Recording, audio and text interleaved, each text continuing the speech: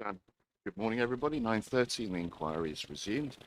My name is Guy Davis and I am the inspector appointed to hear this appeal. Normal things, please.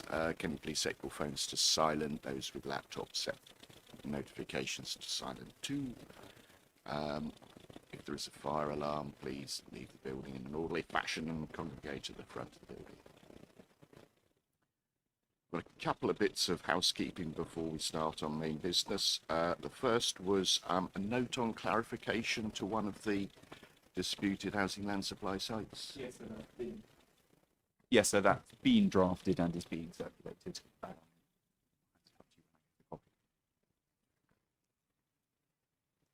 The second thing was to do with appeal reps, so reps to be made to the appeal rather than to the planning application. Emailed my case officer this morning. He's still working on that one. Our IT system is working on that. However, he's extracted the one that is of most interest to me, and he should have sent it to you. Do I understand you've got that now? Yes, so we've got that, and we are in the process of updating the 106. We're happy to provide. Are you happy with that? Okay, well that's helpful. So that answers that question. There's two changes that are going on to the 106. One responds to your quite correct suggestion that the transfer of land to the cemetery should be via the 106 rather than conditions. And the other is about this NHS, and I think both points the council's happy with. So that's going to hopefully get to you today in advance of the session tomorrow. Thank you for that. However, I am conscious, obviously, that there's only a handful of them, but you all ought to, particularly obviously Mrs. Dodsley, should have the opportunity of seeing any reps that have been submitted. So anything I see, you should be able to see. So hopefully those should be free for you all today, but if they're not, then what I shall do is give you all a period of time to respond to them should you wish to do so. Most of them repeat, well, they all repeat points that we made up until now, so I suspect the answer is they're not. I'm conscious, as Dodsley, you're not with us tomorrow, so I suspect they won't be here. Well, they may be here in time for you to have a look at them, but if they're not, I'll send an email around via my case officer just giving a date by which, if you do have any comments, you give them back to me. Is that going to be okay for you? Any other housekeeping? Yes. So yesterday you asked Mr. Moss a sensible question, which was whether the energy strategy would be in excess of the incoming future home standard, which isn't yet the standard. That's not something we've gone through in our evidence. It's a new standard that hasn't come into place yet. But we did ask the Savills Energy team to confirm that overnight, and they've produced a page and a bit note. Oh, okay. So I've given that to the council. I don't think they've got any objection. Any objections, Mr. Grant? I think that would be helpful to me if that helps answer that question. Yeah.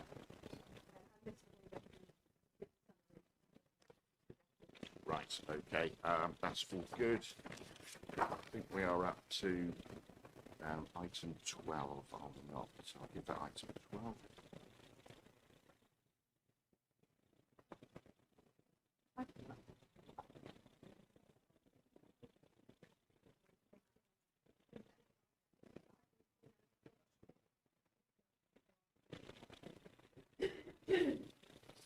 Okay, that's all good. Thank you for that. Anything for you, Mr. Grant? Ms. Dodsley? Okay, in which case, let us turn to the business of today then. So we heard from Mr. Moss on general planning matters on behalf of the council yesterday. Now it's the turn of the appellant, and we're going to be hearing from Mr. Wheeler on those same issues. Ms. Shalaby, over to you. So, Mr. Wheeler, I'm just going to start by quickly introducing you to the inquiry. You've spoken already at the round table, but you haven't formally been introduced, and that's set out at section 1 of your proof, where you explain you're a chartered town planner and a director at Savills. You've got a Bachelor's of Science in Town and Country Planning and a postgraduate diploma in town planning from the University of Wales, Cardiff. You're a member of the RTPI since 2002. You've got over 26 years continuous professional employment as a town planning consultant, and you've got previous experience in appeals, local plan inquiries, examinations in public, and so on. Is that all still true and correct? Yes, that's all correct. Can you make sure you get close to the, bring your chair over and actually speak into it, please? So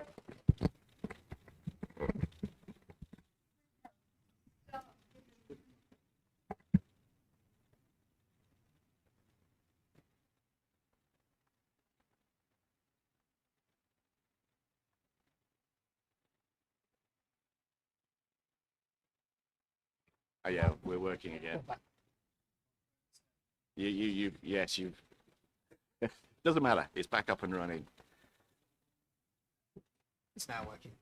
So do I leave mine on or do I leave it? I'd leave yours on. Okay, fine. I thought it would help to start by just recapping some of the progress we've made during the inquiry in terms of narrowing of the issues between us and the council. And the first place I'd like to go to understand a bit of how the council's case has evolved is the reasons for refusal. And one place you can go to see that is the decision notice at CDC 14. Yeah, have that. So obviously on there we had, Inspector rightly points out, putative reasons for refusal, but there were 8 of them. Where are we now in terms of those 8 reasons for refusal? Okay, so if I just go through them in order, putative reason for refusal 1 is no longer contested.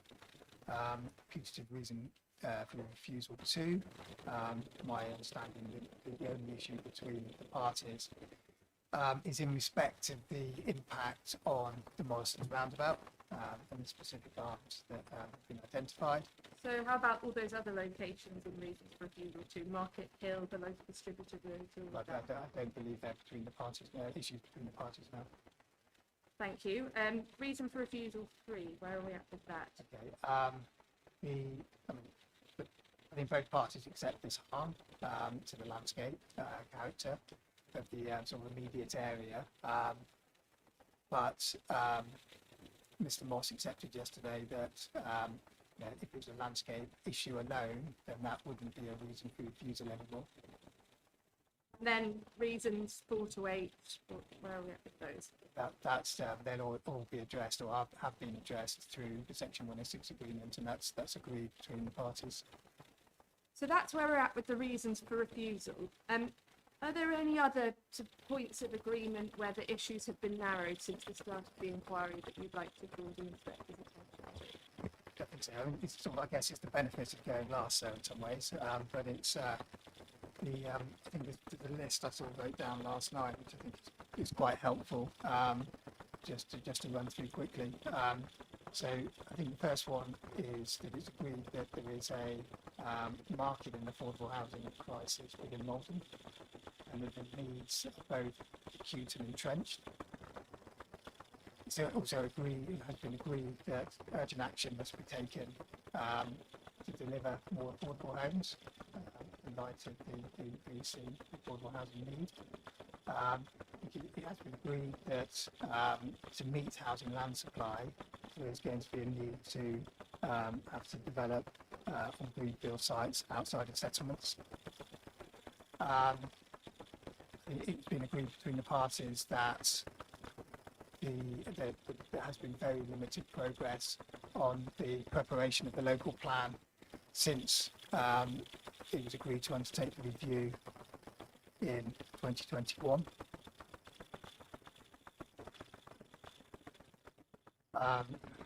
Next point. The next point I have down is that the appeal scheme broadly complies with the spatial strategy by virtue of being adjacent to Malden, and that strategy directing development to Malden, also in fairness, Haybridge and Burnham and Crouch.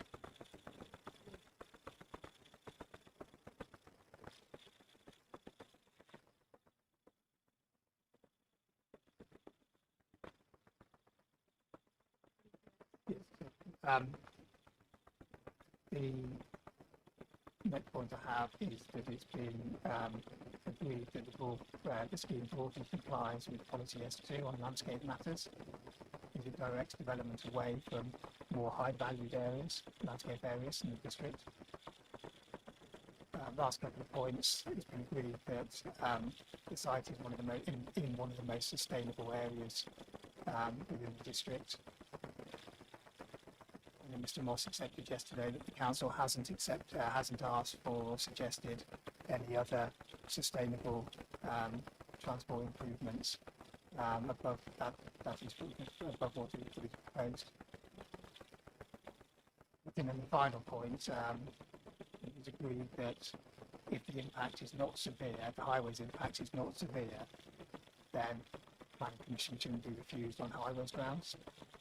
Yes, and I recall that discussion with Mr. Slack and Mr. Simons last week. So, taking a step back then, if the council no longer suggests landscape is a standalone reason for refusal, and if the inspector concludes the highways impacts are not severe, what, even on the council's case, should the inspector logically do?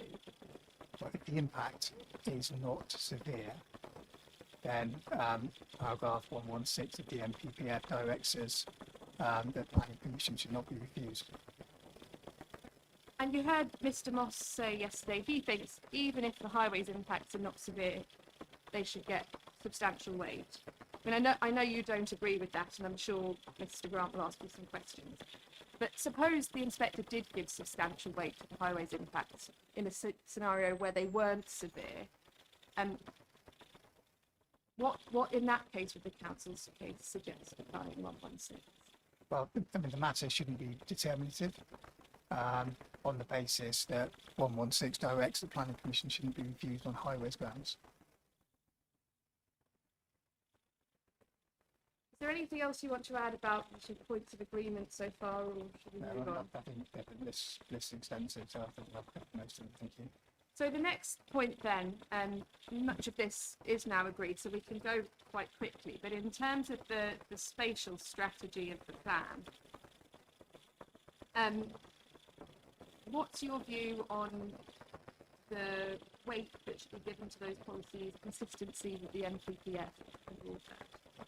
So, I mean, it's agreed that policies S2 and S8 are the most relevant policies for the determination of appeal. I think it's also agreed that those policies are out of date because the council can't demonstrate a housing land supply. In respect of policy S8, and that identifies Malden as one of the main areas, main settlements in the district for growth in the local plan. I think that is set out in paragraph 2.53 of the local plan, which is document J1. And it's just quite a helpful paragraph there, which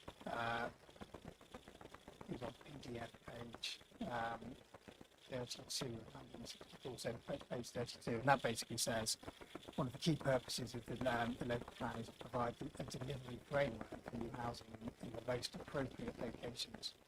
Malden and Heybridge have been chosen to be the major focus of development, as it is the most sustainable area in the district in terms of access to employment, retail provision and community facilities.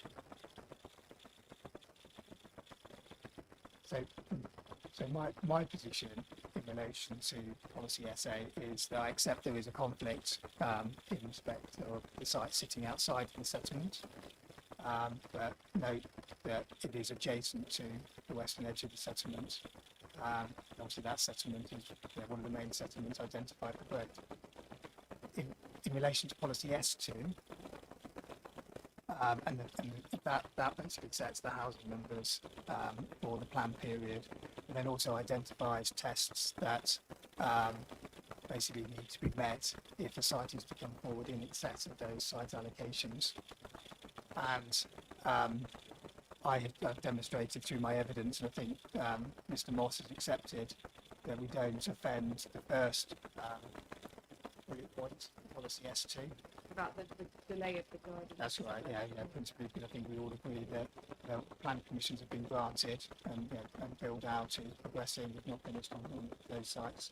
So it comes down to the second bullet point on S2, which is the whether there is sufficient infrastructure capacity to support the development. And I've demonstrated through my evidence, and I think through the contributions and obligations secured in the conditions in the Section 106 agreement, that there are appropriate financial contributions in place to cover health, highways matters, and those have been confirmed and supported by the statutory providers in that those being Essex Highways and also the NHS ICS.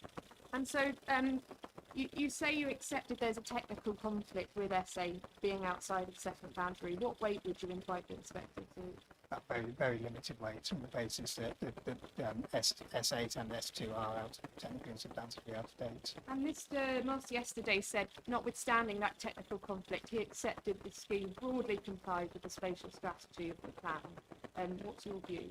I think it made more than broadly complies. I mean, it's whilst outside, I think there's, as I've said already, that there's an understanding that there has to be release of greenfield sites here in the district. This is a site that sits on the edge of the most sustainable settlement in the district, so I think it does accord with that spatial strategy and vision set out in SA. So next then, there was quite a deal of discussion with Mr. Moss yesterday about the age of the plan, sort of limited progress as you've discussed on the council producing a new plan.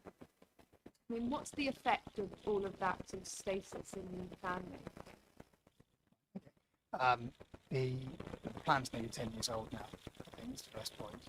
You know, and what to my mind, as I've said out my evidence, is there hasn't been any progress since 2021. I think there is a real potential issue coming in relation to future progress in terms of, firstly, government reorganisation and what that looks like in terms of plan making. Secondly, in relation to the plan having to basically progress under the new local plan route on the basis it won't be submitted in before December this year. The implications of that, I think we're still finding our way in terms of the new process and the gateways, etc. But I think that will ultimately result in further delays to the plan. Post sort of 2028 into 2029, and all that basically creates a sort of policy vacuum, I guess, uncertainty in decision making because there's no sort of plan-led framework. And ultimately is why we end up in things like this, because there aren't site allocations, the council hasn't got the housing land supply, and therefore we have to basically look at sites outside the settlements. And in terms of the evidence the council has produced for the emerging plan, you'll recall I took Mr. Moss to the Healer in 2022. I don't propose we go there again because we went to the spreadsheet and the inspector saw what that said. But in terms more generally of the evidence the council produced, where does the emerging evidence suggest growth is going to be directed in the new plan as well? Okay, so I'd like to go to document K4. To document K4, which is essentially a report to an extraordinary council meeting in June 2025.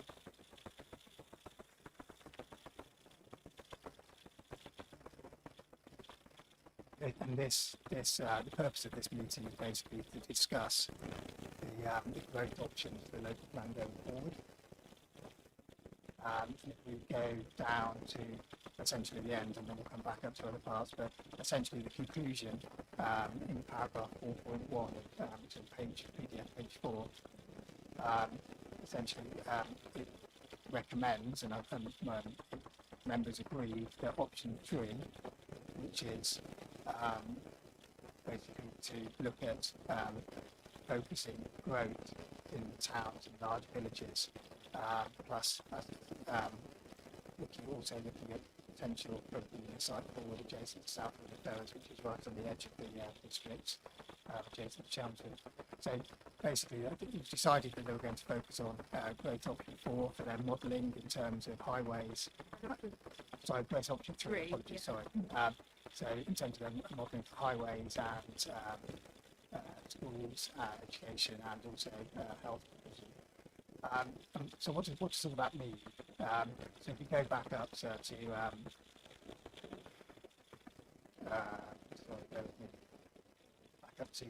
the top of page 3. The green Green table. My version has a yellow line to it. Yeah. So basically, the report is saying that based upon our housing needs and then what our existing commitments allowing for the shortfall of undersupply, then the council needs to allocate 6,901 homes across the plan period. We then take that forward, in terms of where those homes are going to be allocated and what that means. So at the bottom of page 3, it basically says that they've identified figures for, so this is in paragraph 3.12, page 3, they've identified figures for each settlement which can then be modelled and tested and used by statutory providers to discuss what services are needed. So we go down to the table on top of page 4, and to point you here to column A, which is the highlighted yellow column. Practical sites, column A. That's right. And so what it does here is it's taken the 6,900 figure and it's basically allocated that across each of the settlements that have been identified. And I mean, just to be clear, this isn't allocating. It's not allocating, so I'm going to say it's allocating it to the settlement, sorry, to be clear. And what we see here is that Malden has been identified to take 2,426 acres, the top line, column A, the Malden. And how does that compare to the other settlements? And it's significantly bigger number than any of the others. Southminster, I think, being the second highest at 1,500. I think that quick maths basically, I think it says is about 30% of the overall total requirement. So, I mean, what does that mean? Why should we be concerned about that? So, I mean, I think it's sort of highlighted in, I think it's in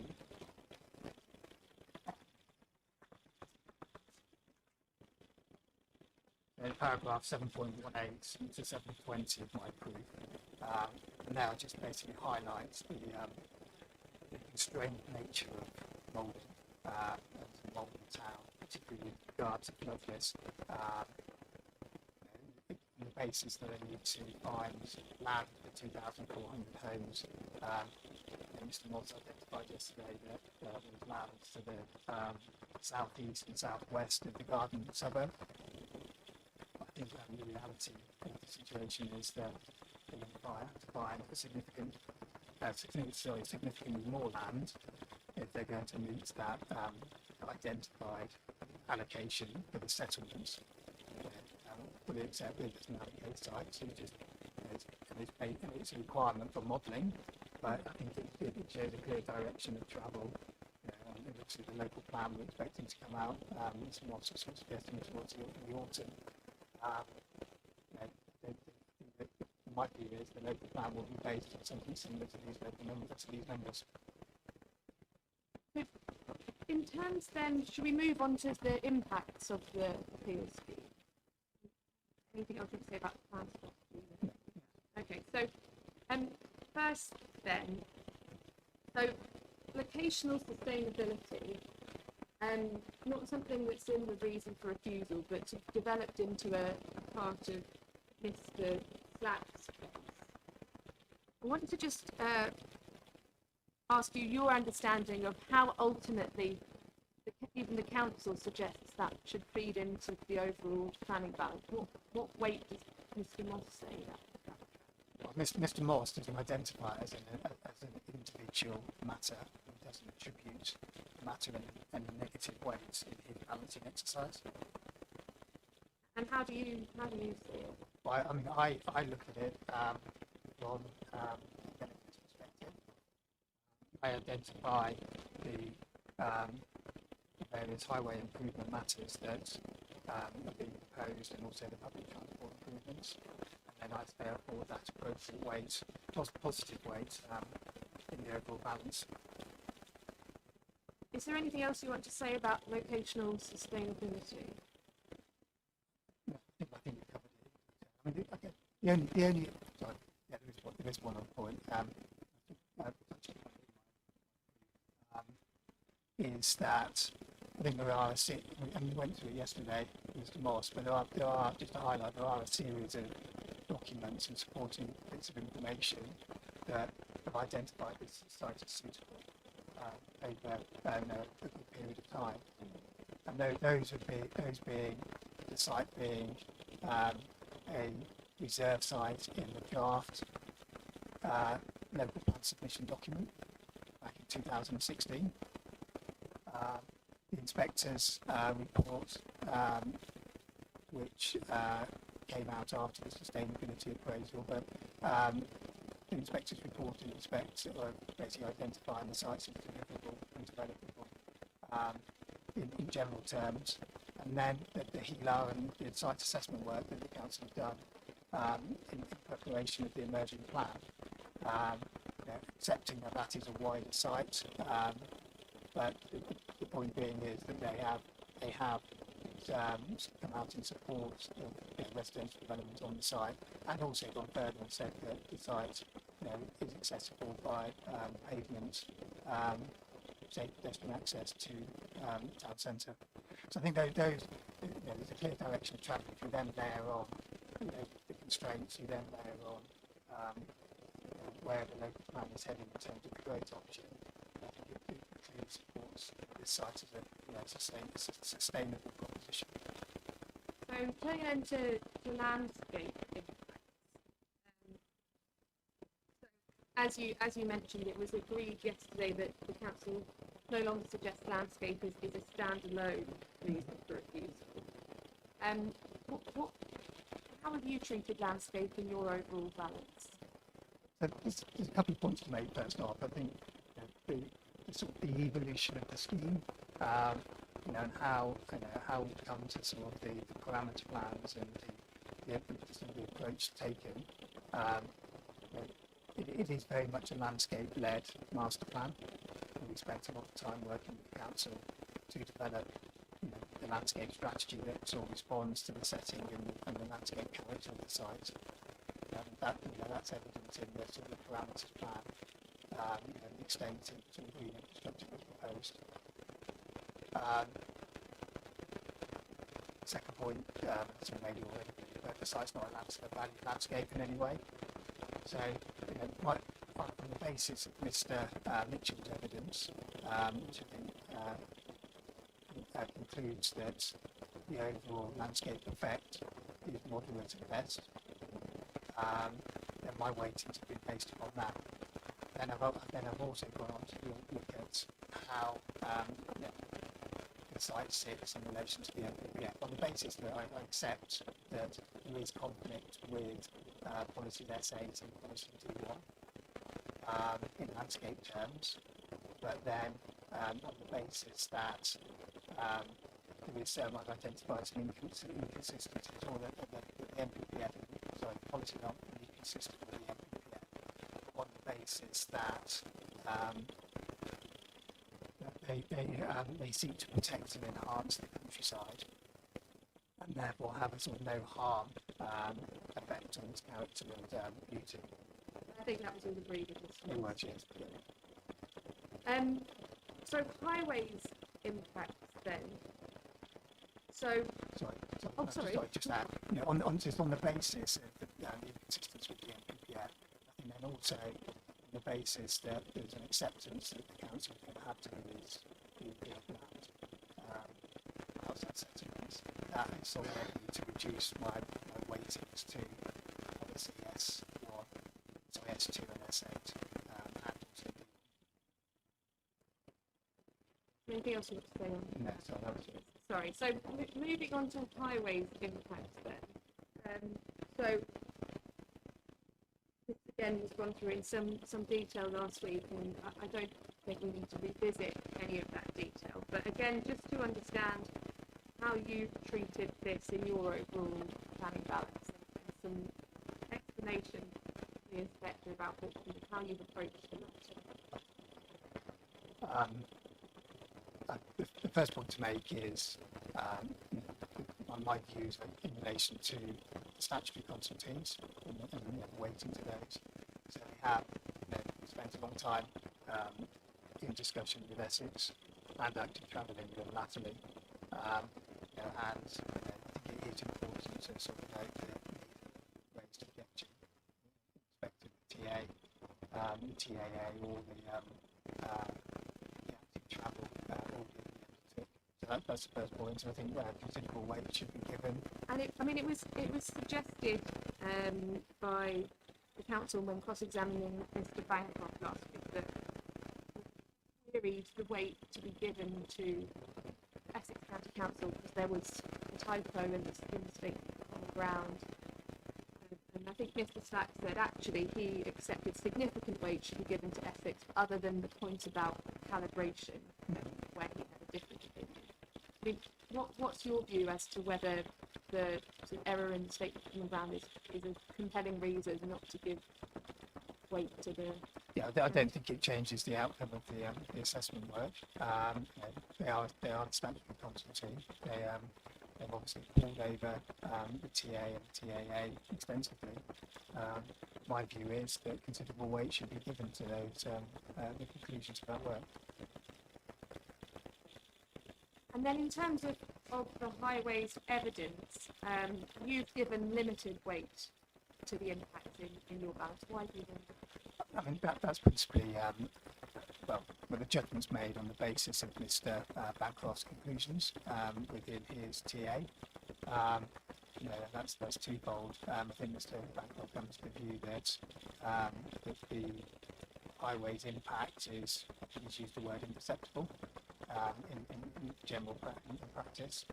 And then the second point is around there being no highway safety issue. I think that's agreed between the parties.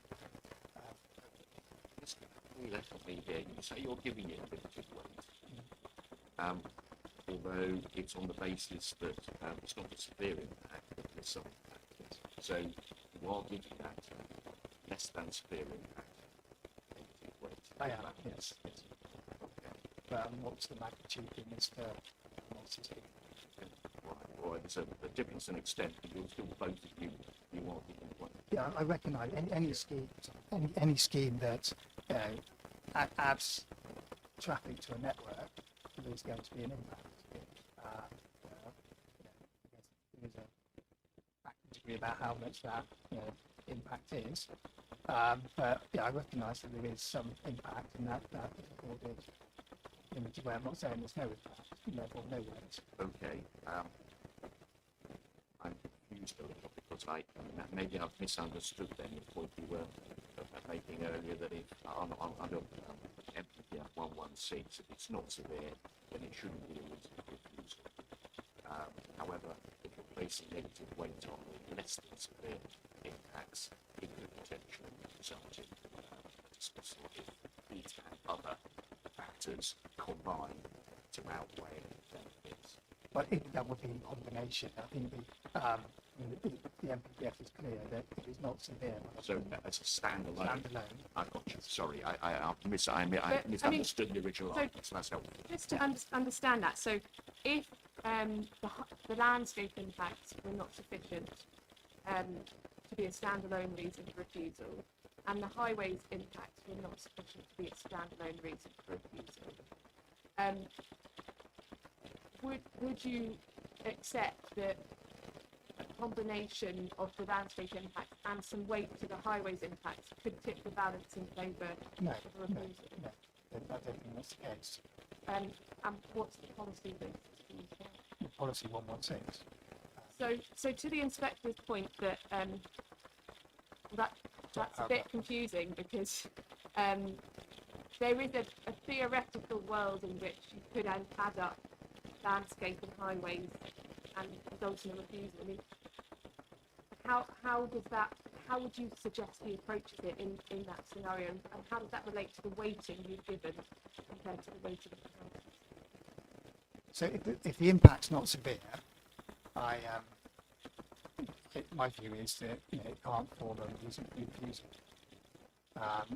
on its own. The weighting that I give to it is based upon Mr. Bancroft's evidence. And can it form a reason for refusal in combination with something else? No. Well, I mean, it is a material issue, a material consideration, but it's not a reason on its own. And in combination, I mean, here we have council saying that there's no landscape are in. No low landscape refusal on its own. There shouldn't be any highways refusal on its own. I don't think they combine in combination to warrant a refusal. I mean, could it be consistent with the NPPF, the highways impact, to tip the balance in a No, the MPPF doesn't say that. It's very clear that it's severe impact. It should be refused if it doesn't seek to avoid other impacts and refused on that basis. And this, I mean, your approach is to give it limited weight. So probably wouldn't be likely to tip on this, but that suggestion that it should get substantial, even if it's not severe. I mean, how does that agree with what you said, which is the NPPF says highways should be tipped? It doesn't support it. So, in fact, I think it's regardless of whether it's substantial or significant, moderate, limited, it shouldn't still form a reason for refusal.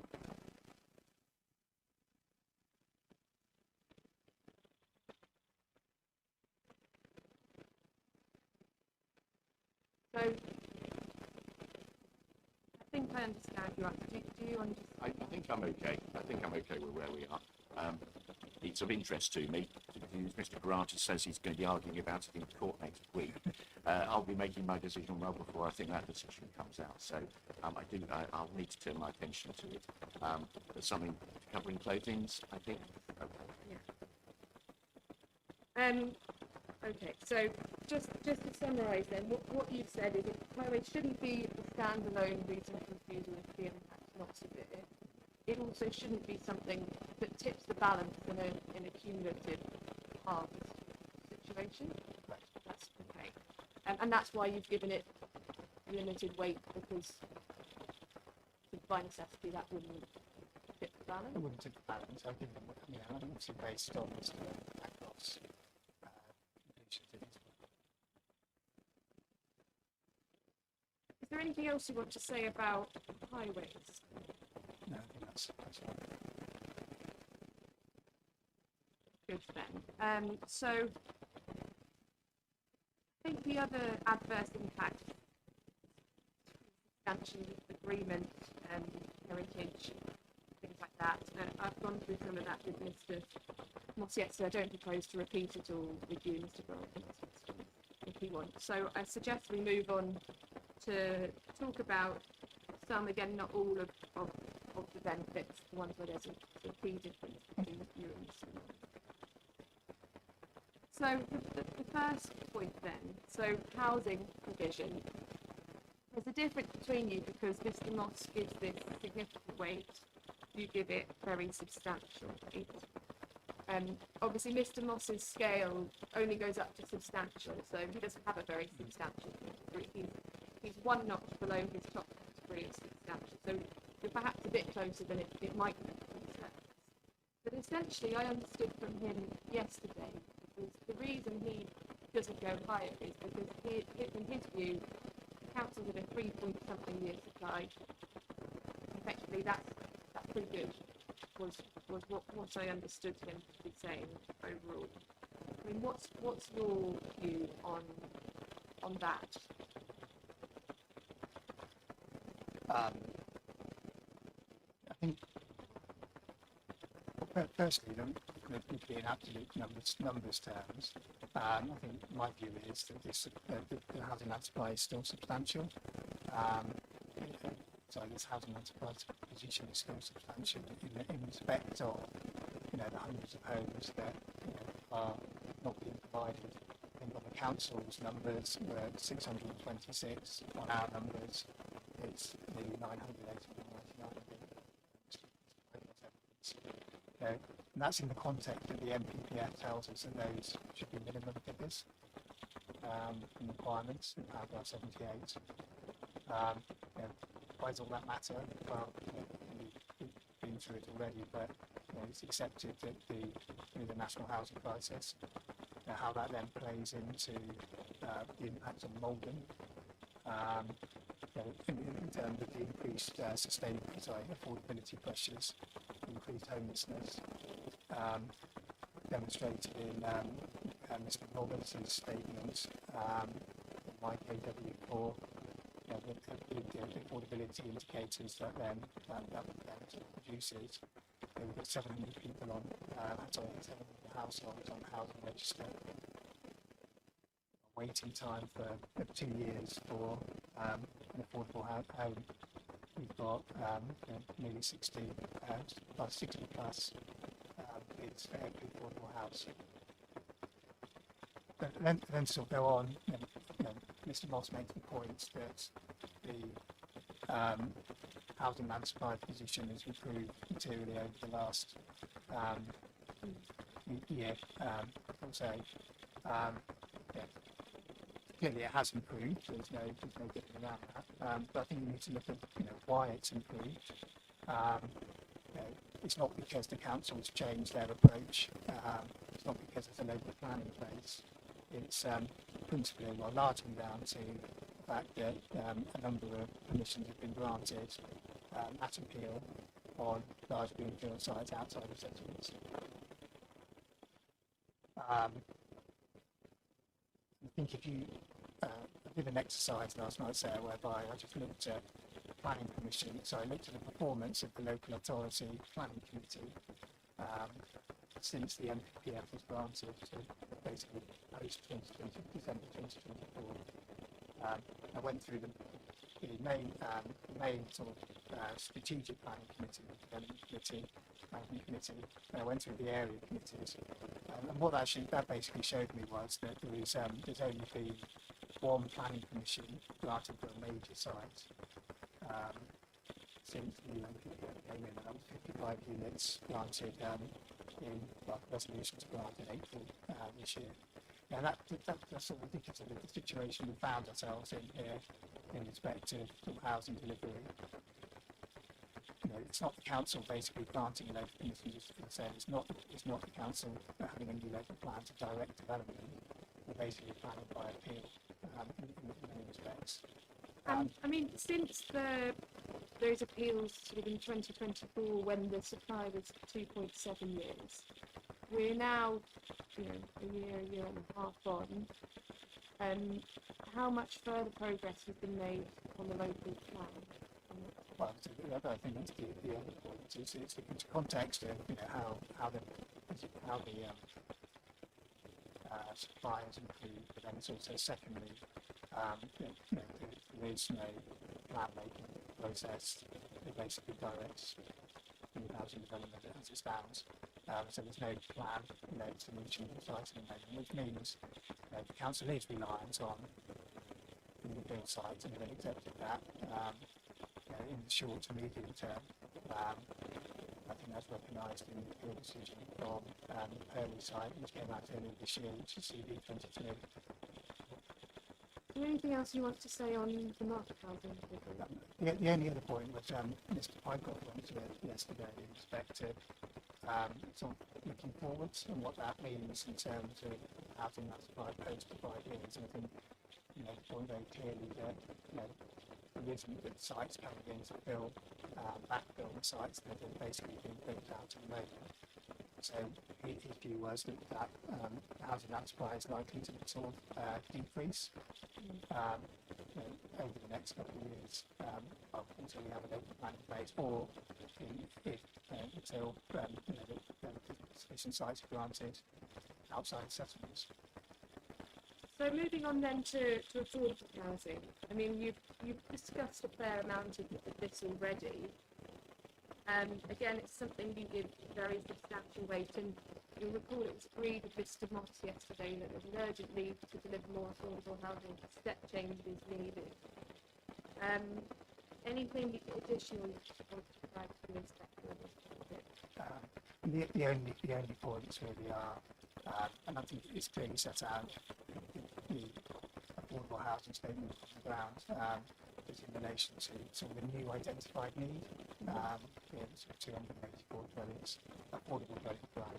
Was that the 2025? Yes, it's set out in the local housing needs assessment. So that came out in September 25, and then basically how that compares against the historic delivery rates of affordable. I think you know, historically would be like 91 gross affordable units a year. But, you know, I accept Mr. Moss made the point that, you know, it has improved, but it's nowhere near the level it needs to be, which is sort of exacerbating the issue. There is no local, at the same point, there is no local plan to basically provide a framework for delivering additional affordable. So we are, you know, the council are reliant on windfall sites for their affordable provision. I mean, just stepping back a minute, I mean, why does this matter? Why is this affordable issue something that you're saying to me that it's something important? It might seem obvious, but Yeah, so I mean, basically, the gap between incomes and home ownership level, being able to afford a new home is widening. In Malden is one of the, you know, is a district that has, you know, an affordability criteria issue. You know, they've recognised that the need is acute, and I think that's fair. I think the board document statement on the ground as S4. It's also it's a corporate priority of the council, quite rightly, that they need to improve affordable housing delivery. And this was obviously outlined yesterday. It's a need to deliver certain types of affordable as well. It matters because everyone needs a home ultimately, and you know, with the waiting list we're faced with, and you know, homelessness or living in a hotel, and those aren't acceptable parameters for any household. so anything else you want to add on affordable? So the next one then I want to touch on is the cemetery extension. So something Mr. Moss gives moderate weight. You give substantial weight. I mean, what's in summary, the reason you suggest the inspector should take your approach? I mean, it's agreed between us that there is a pressing need for an extension to the cemetery. Sorry.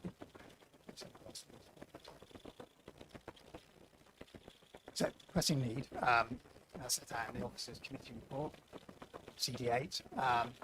It's also in the statement of common ground. I think if you go to J15, which is the minutes of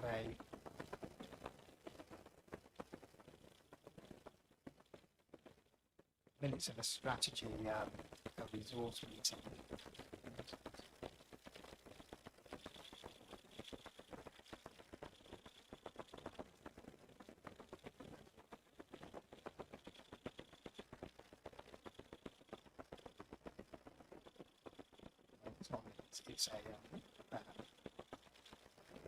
It's a committee report for the strategy resource committee meeting.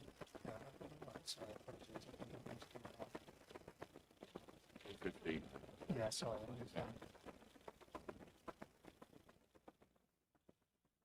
Strategy and resources.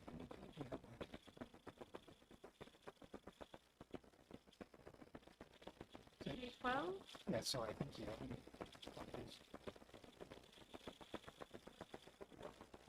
Yeah, that's I don't think Mr. Moss has contested this, but I think it's worth highlighting the point.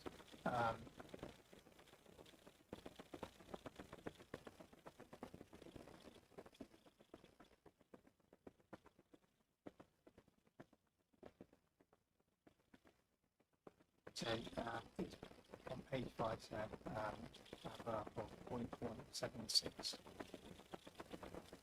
So title then Malden Cemetery. And the point to make here really is, it's the second paragraph under 176, that Malden has 3 cemeteries across the district. The current burial rates, Malden Cemetery will reach capacity within the next 8 years. And those 8 years will take us from 23 to 2031. So that, the council, on the back of that, they have then approached the appellant in terms of seeking to secure the site for the cemetery extension. I think Mr. Moss has basically made the point where it's a land deal that can be done outside of any planning application. The appellants have been very clear to the council that they wouldn't entertain selling the site outside of any wider redevelopment. So the reason my weight is higher is basically there's a need to extend that cemetery. There is nowhere else to extend it, so you'd have to find an alternative site. The land is all around it is controlled by the appellant.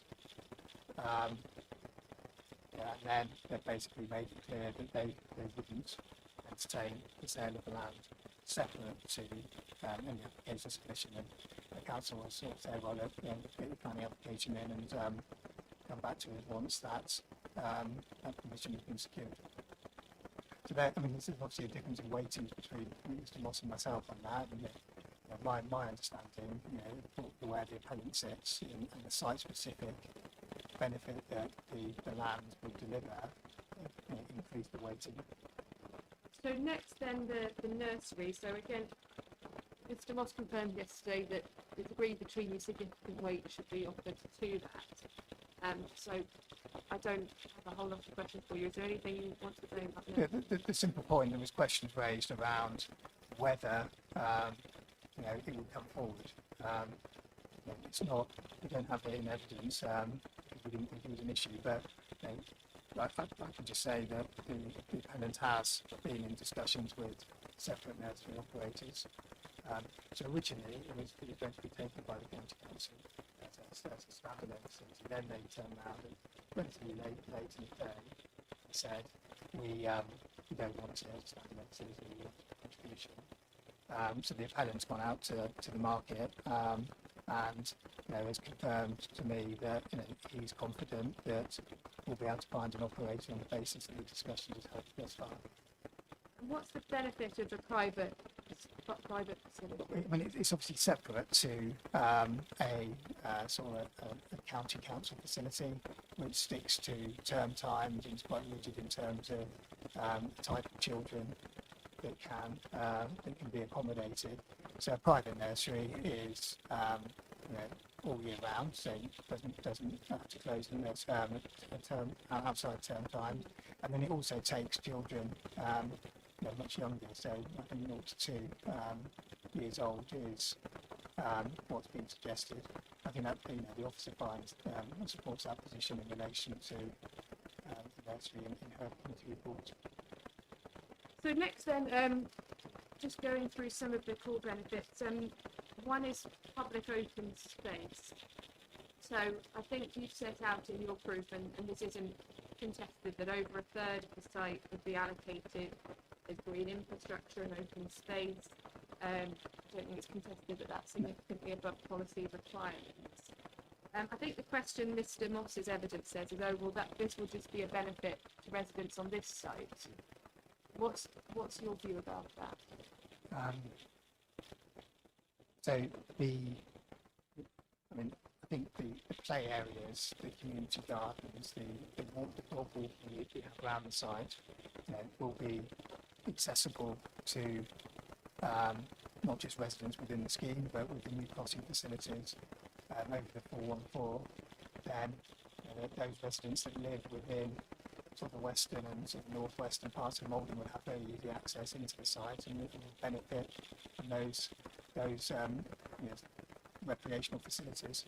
I think the additional point, if you look at where play facilities are, recreational grounds, etc., are within Malden town itself, there's relatively limited provision on the western and northwestern edge of Malden. I think there's one play space I can find, which is I think Cherry Tree Road, which is a relatively small play area.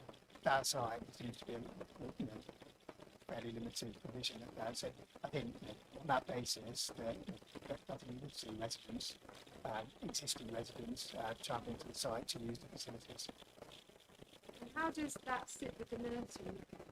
Yeah, so parents are living or parents dropping off children or picking up children, have the ability to use the play facilities on site as well. So I think they would also benefit. I think it's a combination of existing residents, people using the public right of way and network as it is, and then the nursery users and parents. Next then, the energy strategy. So we've had that note. So can you basically summarise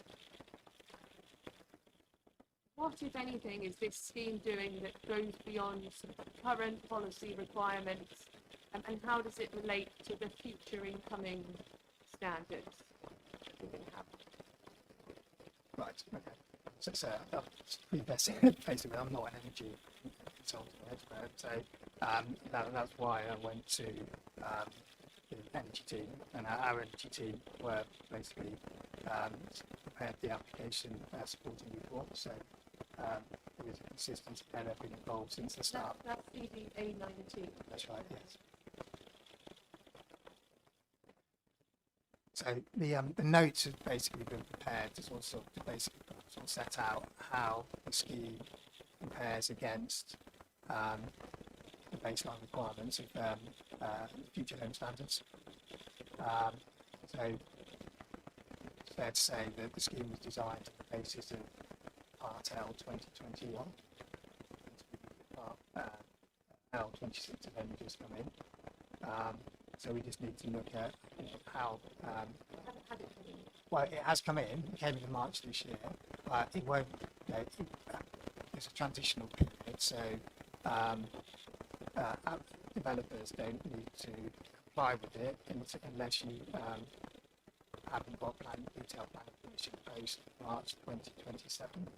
So on the basis, and then you have to submit your building regs applications, etc. So I think on the worst case scenario, we think Part L 2026 will bite, and we'll have to comply with it and accept that. What does that all mean? Well, I think the first point to make is that the sort of the battery storage and the community sort of network, energy network, we call the smart grid, aren't mandatory requirements under both Part L 2021 or Part L 2026. So those provisions are over and above what's required, and they then sort of drive some of the energy efficiency savings and also the carbon emissions reductions. So I'm getting to attempt here. So in relation to how we compare against Part L 2026, so there's a note here. It's section 3, Okay. which is the sort of bullet points on the right-hand side of the page. So what basically our energy, what the energy team said in their sort of, and they're basically undertaking a more detailed assessment subsequent to the application report going in. But what they've basically said is that a Part L 2021 compliant dwelling equates to approximately a 31% emissions reduction against 2013. So I asked them, why do we use 2013? The answer is that is the baseline that everyone uses. So regardless of where Part L 21, 26, you always come back to the baseline of 2013. So it's a 31% emissions reduction against Part L 2013. Then look at what Part L 2026 or future home standards requires. I think Mr. Moss quite fairly said yesterday, it's a 75 to 80% reduction against Part L 2013. So how does that then relate to our scheme? Well, it's a slight increase, I accept, than what we were saying within my evidence, and principally because I've done some more detailed work on the specifications, the fabric and potential buildings. It's all moved on since they wrote the original report. But so the Malden scheme at the moment basically delivers an 86% betterment against Part L 2021. that then translates into a figure against 2013 regulations, that's all 90 to 91%. So in simple numbers, the current scheme, Part L 2026 requires a 75 to 80% pass on CO2 reduction, CO2 emission reduction. Scheme, we believe, will deliver 90%, 91% reduction in CO2 emissions. And what's the conclusion of that statement? Yeah, so we go down to the conclusion, which is on page 2, which is section 5. Yeah. Basically, they're saying that essentially we're going to outperform or we're going to exceed the forthcoming future aims standards Part L 2026. So, I mean, overall, what you've said is essentially this is doing something it doesn't have to do, particularly the smart grid and the battery storage are not a requirement of Part L. And overall, it's anticipated it would deliver in excess of the incoming Part L. That's right. I mean, I think we've got a condition that seems to secure that. And I think we'll cover that tomorrow, so I think, because it's a benefit, we need to secure it that way. Is there anything else you want to say on the energy? Well, thank you for doing your best to explain that. It's not straightforward. So, I mean, other matters, right, there isn't a great deal of difference between you. Active travel infrastructure, the sort of new pavement, bus stops, bus service contribution crossing. You both agree it's a benefit. Mr. Moss says limited. You say moderate. Similar with BNG, both agree it's a benefit, limited and moderate. Economic benefits, you both say moderate. Is there anything in addition to your written evidence you want to add? I think it, just on economic benefits, probably worth my KW3. So your appendix, Yeah, so which is PDF 60 of my proof. I'm just pointing to this to you, so already, and it's a Savills infographic which basically just assesses, just assesses the benefits, I guess, in terms of the construction phase and then the operational phase, and looks at the number of jobs, and then looks at the sort of the net additional gross value added in the area.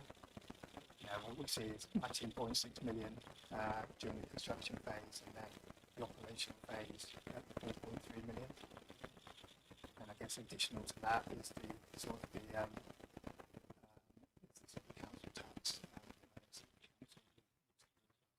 I mean, it's just highlighting that as we haven't touched on it before.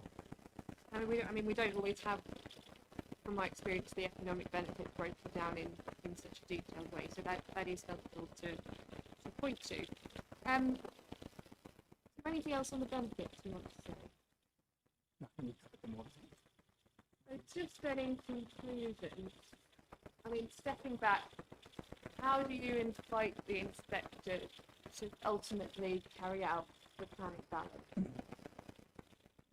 So in my conclusions, I've demonstrated that the range of benefits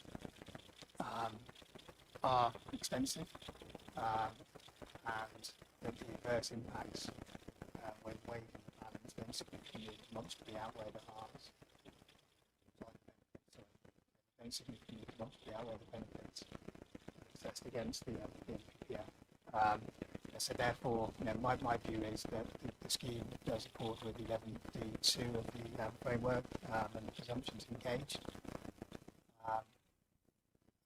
That flows into the presumption being engaged in relation to quality S1 as well.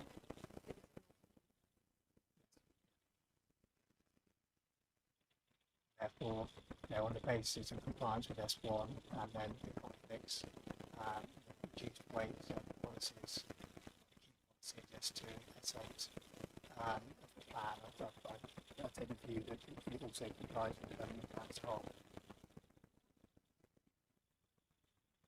Is there anything else you want to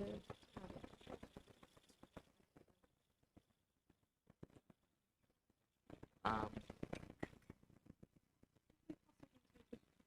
So do we want to break? Let's do that. Let's take 20 minutes. So we'll break until 5 to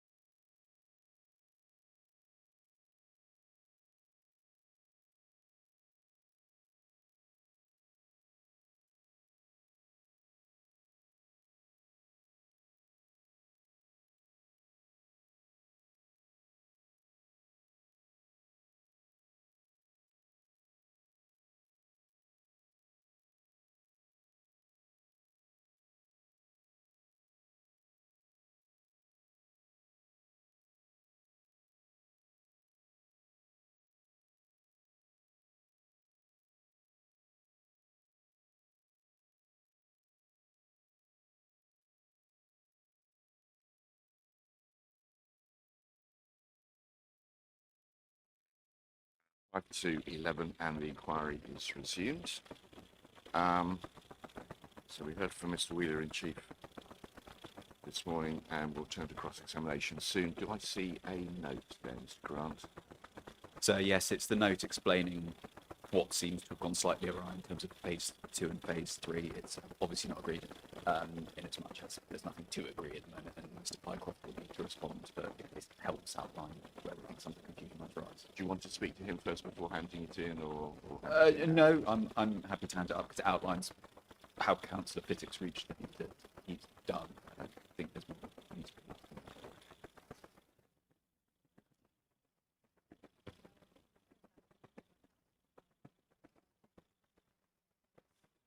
Yeah.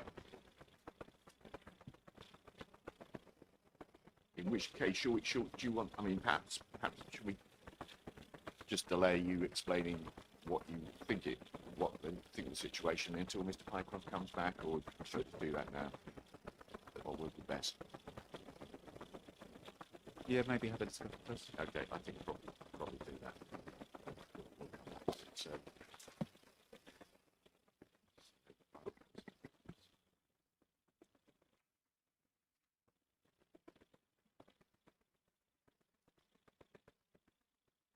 Okay.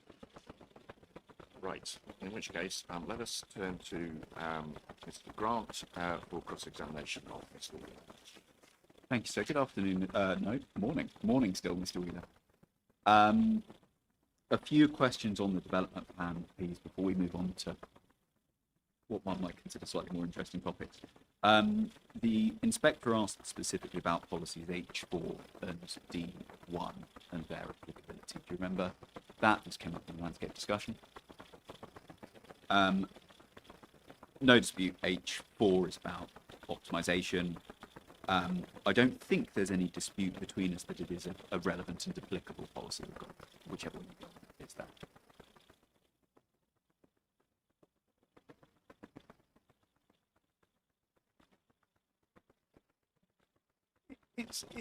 It's applicable in the sense that it needs to assess what the effective use of land is, but between us there isn't any issue around, and my view on it is it goes to sort of density, whether the density of the scheme is appropriate having regard to the criteria and the policy. As I said out in the statement of common ground, there is no issue between us and the council on the density matter. And I think the density is appropriate for the site, so we're in compliance with H4. But Yes, so we'll come to that in a moment. So yes, we agree it's applicable. I mean, it's in the common ground. It's assessed in your proof, and it's assessed in the planning statement. So I mean, this is in the reasons for refusal. Yeah. And we've had to deal with it. and on this point of density, obviously, this it might help if we turn the policy up. Please.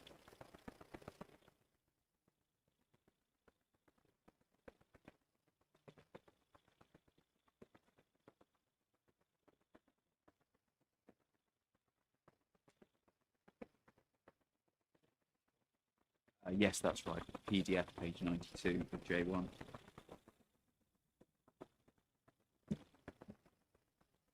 Sorry, I've got PDF 88. Interesting. That's slightly concerning. I haven't even got to the local plan. So which was the Just H4, sir. H4?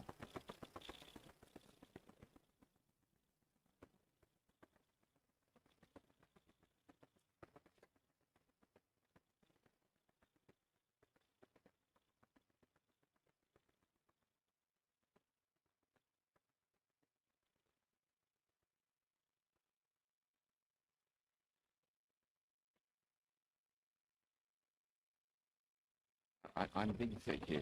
H is H4. Yes, effective use of land. Sorry, no, beg your pardon. CD reference. Oh, J1, sorry. J1, right, far away. H4. So there was some discussion yesterday, and you repeated the point that it's under the subheading density that we're particularly interested in. obviously, if you look at the substance of the text, it just talks about all development being designed led so you can optimize use of land. It doesn't include density in that paragraph, does it? It's in the subheading. Yeah. But they're factors that you take account of in considering whether density is appropriate and you're making an optimal use of land. And if we were to look at some of the other subheadings like alterations, extension, additions, we see that the key term alteration, extension, addition, for example, is used in the opening of the substantive text. Yeah. Let's go too far down the road of interpretation if that's straight into a legal matter.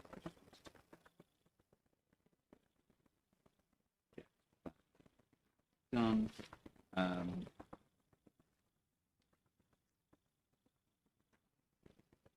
One similar question, I think, in that if they've been assessed and improved, it's down as a relevant policy in the state around. So noting that it is, in broad terms, at least applicable. Again, it's a similar point that policy D1 deals with design matters, you know, and what a scheme, and in fact, all the criteria that a scheme should take account of when developing a design for the scheme. Besides, but yes. So yes, it's assessed and it's applicable, but obviously, I mean, I don't think there's any dispute between us. We're kind of at a stage removed because we're not doing it at this stage. Yeah. But we have, don't we, things like the parameter plans, whatnot. That's the basis. So, a broad view. I mean, I've assessed it within my group, so on the basis that it's been raised in the reason for refusal. So yes, a broad can be reached on D1. But a broad.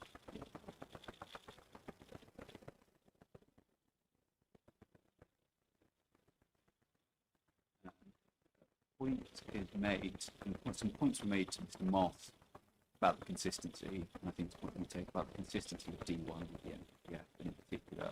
I think it's the second in making a positive contribution. So, just bearing in mind that make a positive contribution, can you turn to the one, and look at the paragraph 135, please?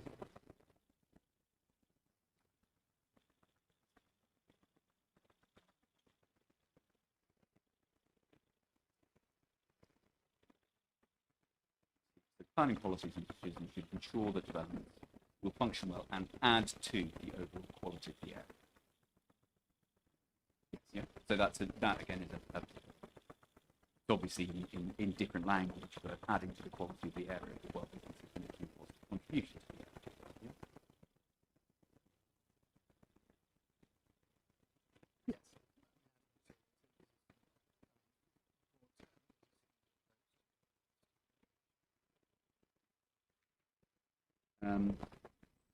You take, given the dotting around, you take an issue with policy I1, the infrastructure point, and its, what the infrastructure policy and its consistency with the MPPF, and this is your proof 7.6 saying if you want to turn that up.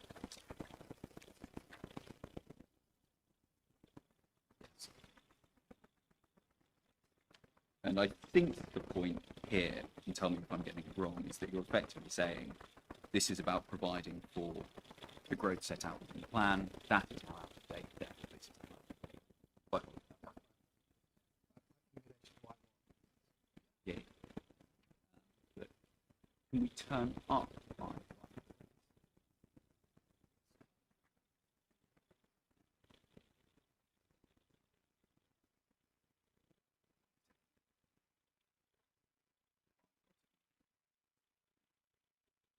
Paginated page 112, PDF page 116. Yeah. Yep. You there, sir.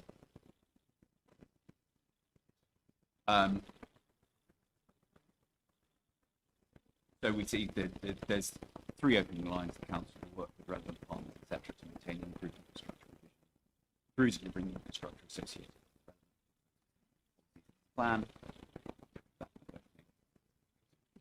No problem. But first three lines.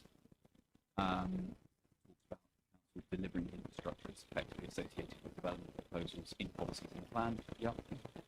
And then it says, and the second bit to this by ensuring existing infrastructure and services protected or improved, ensuring an appropriate level and type of infrastructure is provided for new developments where required. See that? Yeah. So the thrust of this is not just supporting the growth of the plan, it's saying, and anything else that's required. Fair reading of it?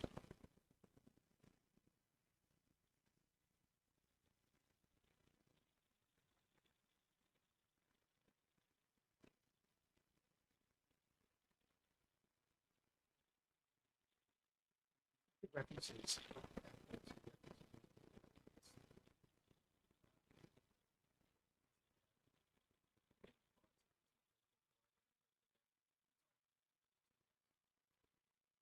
So again, I don't think is limited to. I think we're agreed that it's not just limited to the growth of the plan. It's going to be growth in the infrastructure.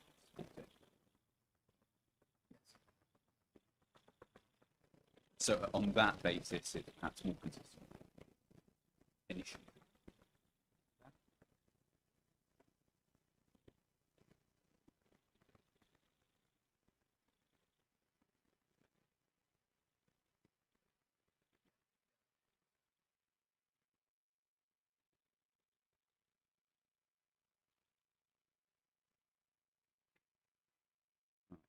Sustainability is, can I just check my understanding? Obviously, we've spent quite a lot of time about sustainability. Part of it goes into traffic.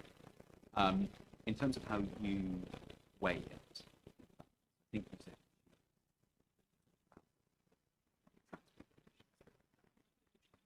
So is this going to the bit in your very helpful table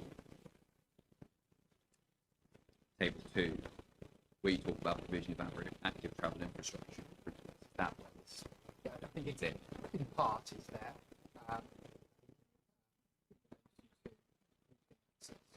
Two.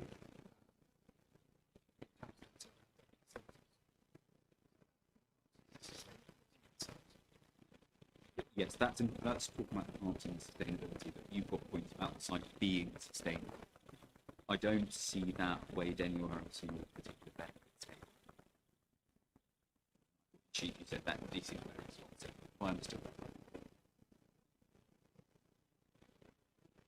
I mean, I haven't covered it off specific benefits in here, but that's for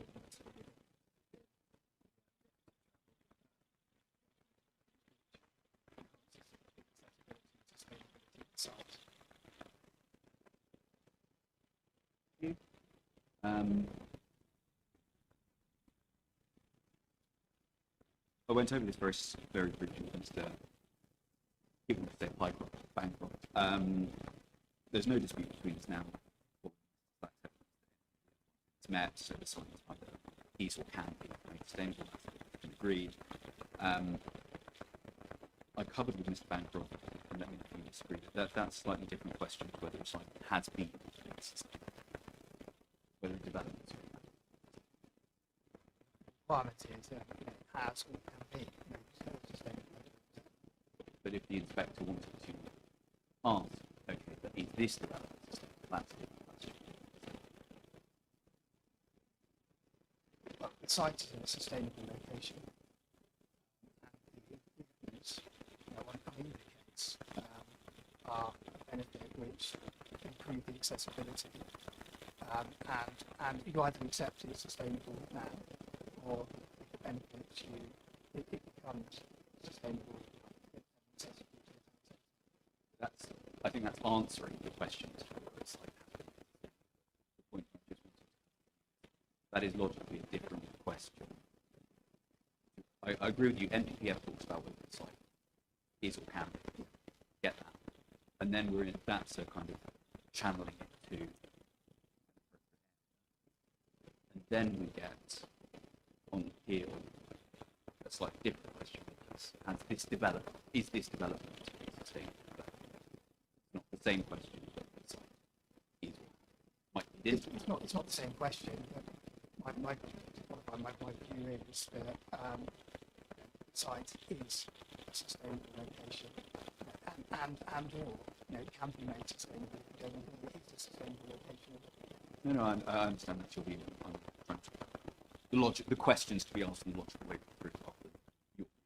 I've been doing this long enough, Mr. Wheeler, not to think we're going to have a Damascene conversion and suddenly agree with me that commission should be reduced. So you needn't worry about it. On that sustainability point, there's been quite some discussion about the role of the site in the planning process, the current local plan. So when we turn up these CDJ11, which is the submission local plan,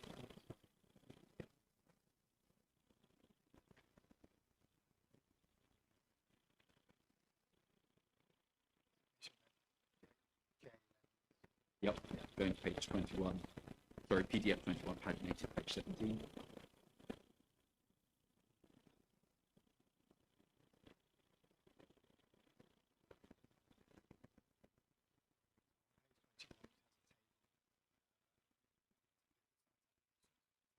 Reserve site there.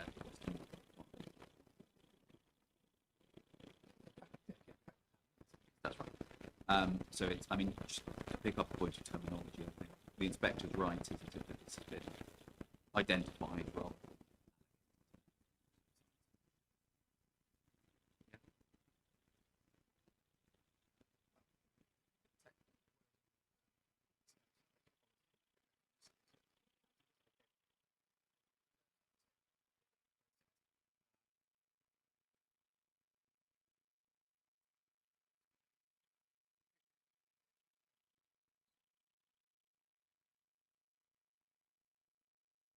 Yes or no to my question.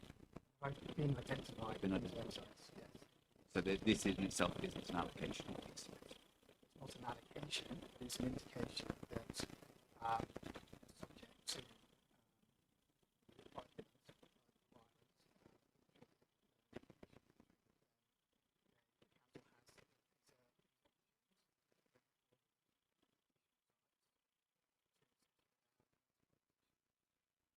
No, at this point, in the sustainability. Done. not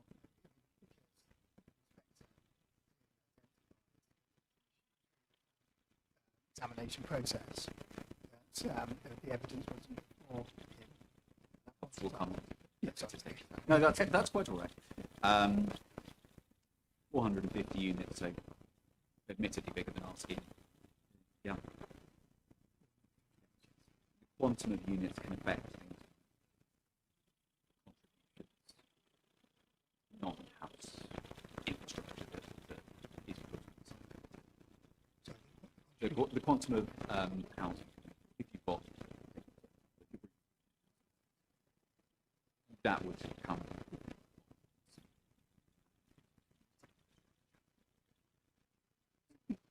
Normally, not always, but quantum certain requirements, schools, etc. On quantum development. So it's not. That's not always the case.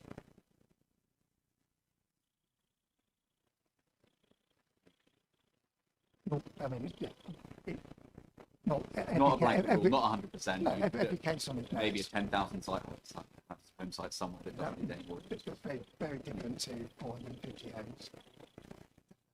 So, Well, yes, no, but the point of principle that I'm checking if we agree is whether the quantum of housing that could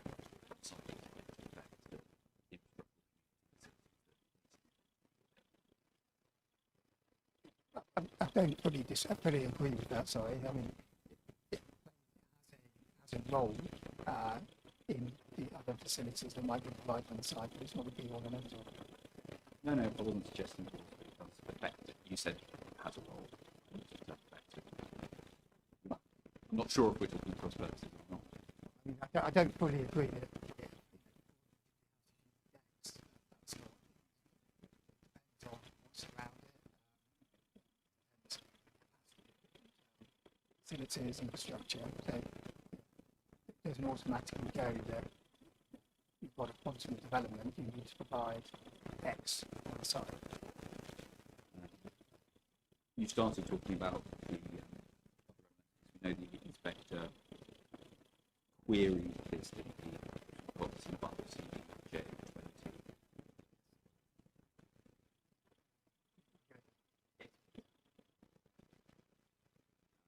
So this is a statement put forward by the council. See.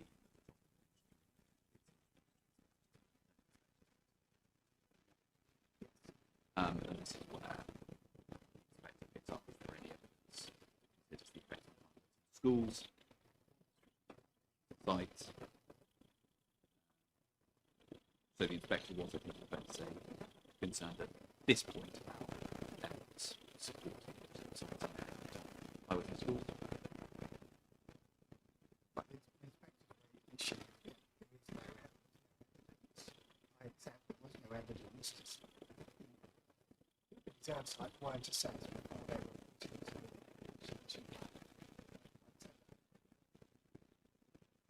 And in terms of the implications of the inspectors and some implications for well, it's highway. Well, I don't think he knew either way. I don't think. No, but he was. Right, this way. He wasn't confident in the absence of evidence that there would be. He couldn't form a view because there was no evidence. But he could have been in a situation whereby they did the work and the impacts were acceptable. We just don't know. No, quite. But just in terms of trying to get to the bottom of what this actually stands for, because you've got the consequences about the sustainability of it. So we expect to work on this.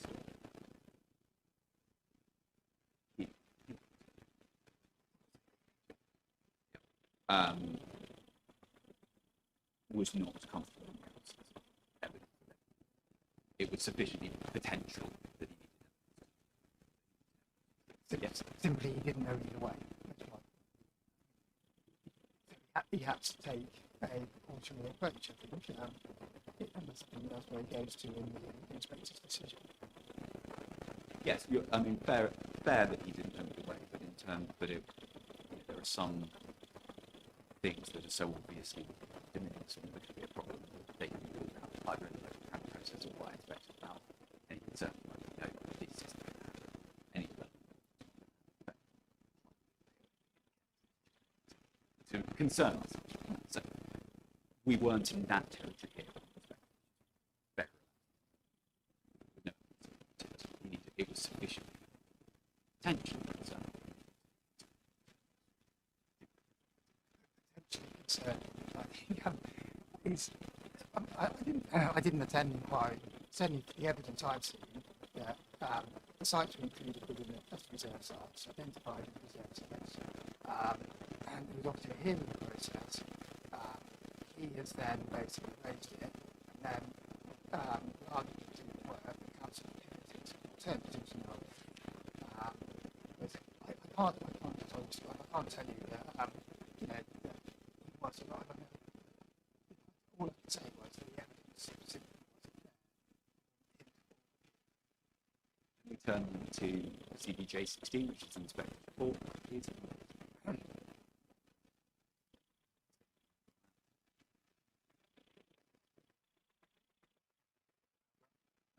So you've taken us to paragraph 217. I think we agreed, don't we, that decision letters have to be read in context and as a whole. They did have to be read in context. And so, for example, 5, so paragraph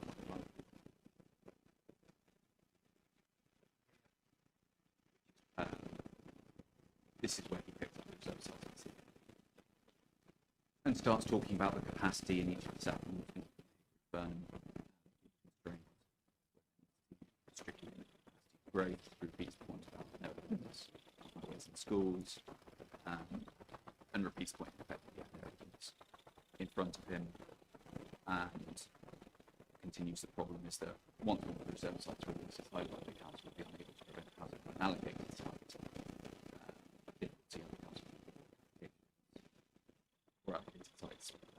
and no clear means available to stem all of the pressure on the structure affected. See that? Yes. And if we continue down to, for example, DL 180, please. 180. Yes, please.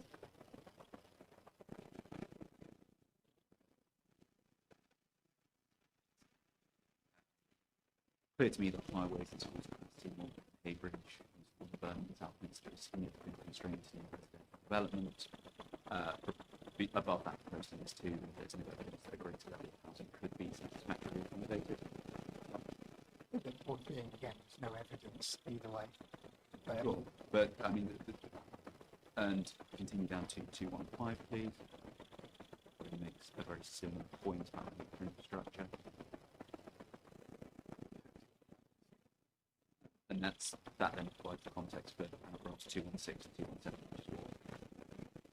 So when, I mean, we can take it from this sort of problem, when the inspector's talking about the deliverability and developability of the site, it's not in any way inferring or indicating that the site would have an acceptable.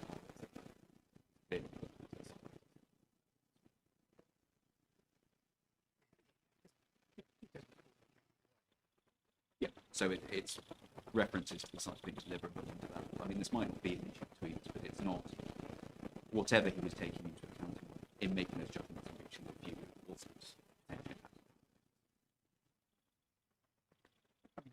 obviously referring to the criteria the old framework, Yes. and that talks about sites. To my mind, he's given consideration about what he's doing. I think that sort of into it, but footnote 12 talks about being suitable for sites for housing. Sorry, I'm not into the detail. No, that's all right. Yeah, I It's think quite some time ago now.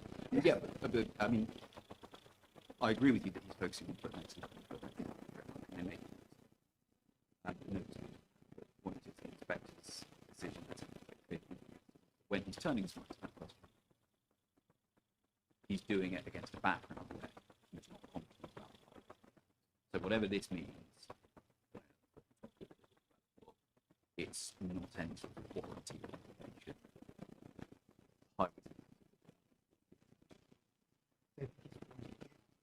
So the other,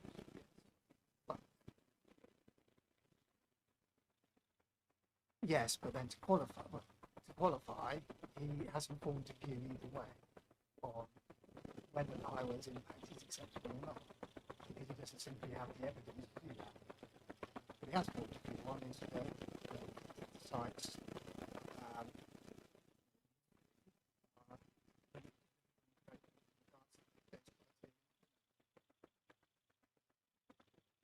yeah.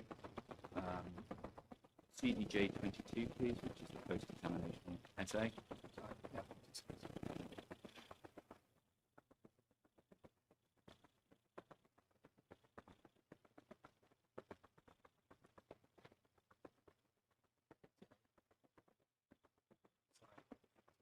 CDJ 22, PDM 273, pagination 269.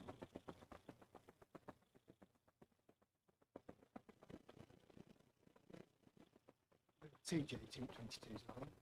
No, sorry, what's the benefit? 273? It's the site assessment of RM. Brilliant, thank you. Anyway, some of this was gone through with Mr. Moss yesterday, but just row 5, when it's talking about sustaining, maintaining and improving public transport provision, it notes that given the distance from the town centre, potentially be increased dependency on private vehicle use. See that? It does say that, yes. A little minus sign with the scale of effect, which we can infer it's a potential negative effect, given that neutral in row 1 gets a 0. Others get pluses and double pluses, or double minus. That's the score they've given it. But I would suggest that the description of effect is well, it doesn't take account of any measures proposed that we're proposing within the scheme.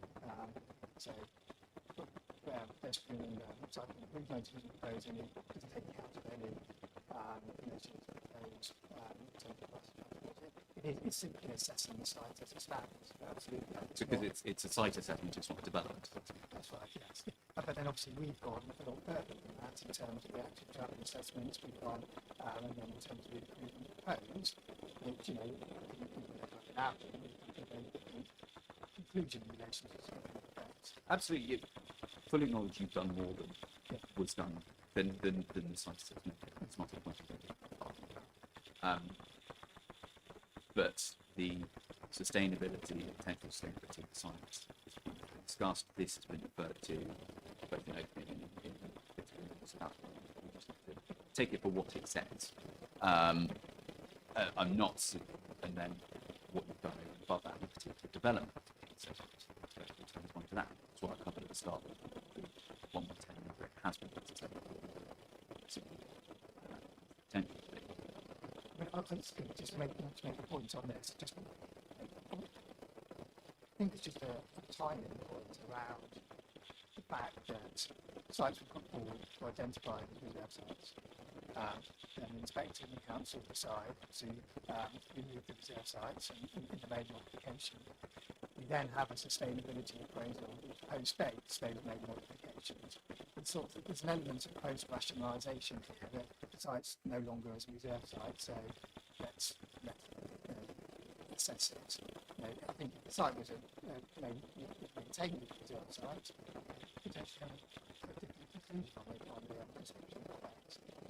So to be clear, you're suggesting that Royal Haskonic, which is a well-known independent consultancy, has artificially lowered the score. So I haven't said well, that is what you just said. That is what you certainly implied. Just in the context of the site no longer being reserved. I mean, so that is what you're saying. You're suggesting that this, a sustainability appraisal conducted by a third party, Royal Haskonic, was designed to justify the choices rather than. No, it wasn't designed. No, it wasn't designed to do that. And I'm sure it's independent and impartial. No issues there. It's just in the context of, that something changing and it no longer being within the plan.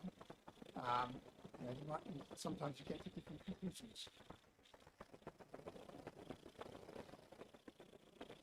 Well, hang on a minute. So no dispute, RHDB's independent and impartial as well. There's no attempt to negotiate. Therefore, as an independent consultancy, obviously it's going to be the judgment. And the council retained it on sustainability. So no dispute with that. In which case, it's difficult to see if they're there and they're applying their best judgment, and that's what we think they've done. Difficult, isn't it, to see how there's space for your assertion that there's an element of rationalisation. Well, how you've said it, I understand that. All I'm making the point with the timing being the council has removed the site. It's the only point. I think that, I guess the other point is, that's more let's go with it. It is a relatively high level document. It's not a detailed assessment. That's just the nature of these documents. Absolutely. I mean, it's. I think we're agreed on that, right? It's an high-level assessment of local plan. It's not a detail. Whereas what we've done is much more detailed assessment. And it helps definitely come to the work you've done and the particular development and issue. But at the moment, I'm just trying to work through the points that have been made and frequently made about councils' own documents and what support they do or they don't have provide. So that's the old local plan. In the upcoming HELA, we agree, don't we? It's an early stage document. It's prepared at an early stage of the process, but it goes into it's a much more detailed assessment than perhaps the sustainability appraisal in terms of the matters it covers. It follows, I think it was the more detailed one follows a large site. Yes, yes. Um, There's a corporate sites assessment report done, and then the comes on the back of that. and it's again, it is, isn't it, a high-level assessment of a large number of sites.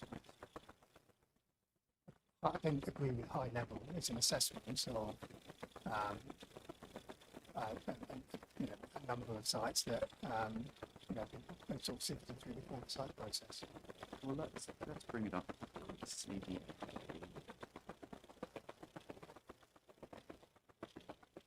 I think it's the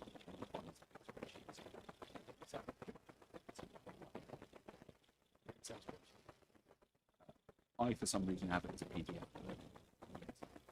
So I have this. So I apologize. So it's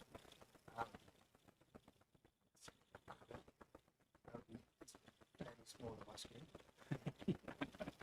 So I've had to implement a different program instead of can't code.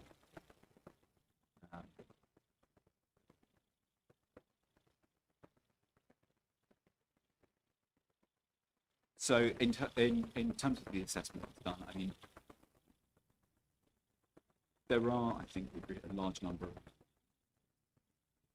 columns that assess it against, that I guess assess individual sites against specific points. How can we maintain accessibility services, etc.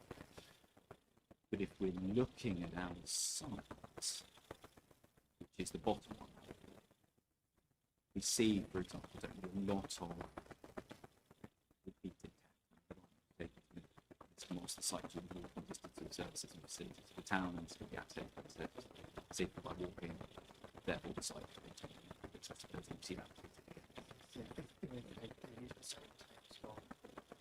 Number of boxes. So and that without wishing to be dismissive, rather in the case that there has been some, at the very least, copying and pasting. it's the same text, but the answer may be suitable for they come to a view it's suitable for the question that's been asked. Yeah, but we would expect the more detailed, for example, it's high level, obviously, than the detailed discussion we've got endless volumes of core documents. And you would expect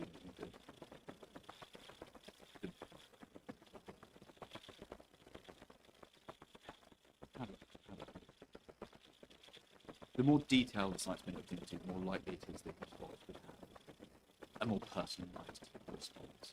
No?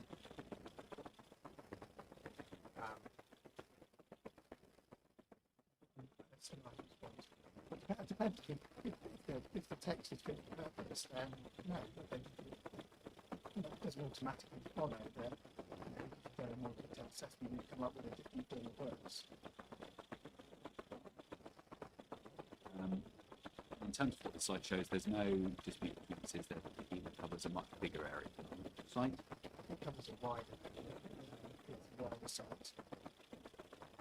Site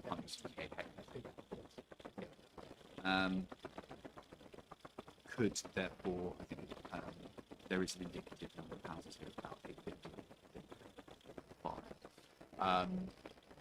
So could well be looking at quite some more of its own facilities. it could, not necessarily it has to. And that, if we scroll right to the penultimate column, we see some of those indicated. Care home, primary school, vocational college, centralised heating system, R&D. Yep. Yes. And the whatever facility they're providing may well also the sustainability of that larger site. Yeah. But I think the point here is that the site, yes, the site forms part of a wider site, but this is the most accessible site in relation to Malvern Town Centre into adjacency. So yes, we're going into the wider site and what could be provided, that will be a local plan process, but on the basis of relationship with the existing Malvern Town and its facilities, this site is the best position. But, because it joins or adjacent to the settlement edge. So it doesn't need the facilities that are being suggested for the wider settlement.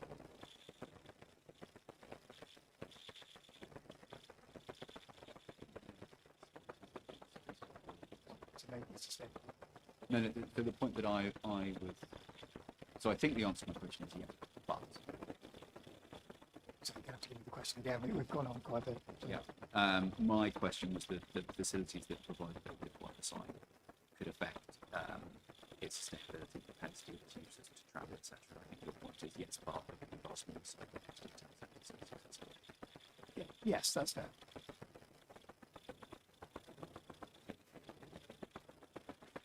Thank you.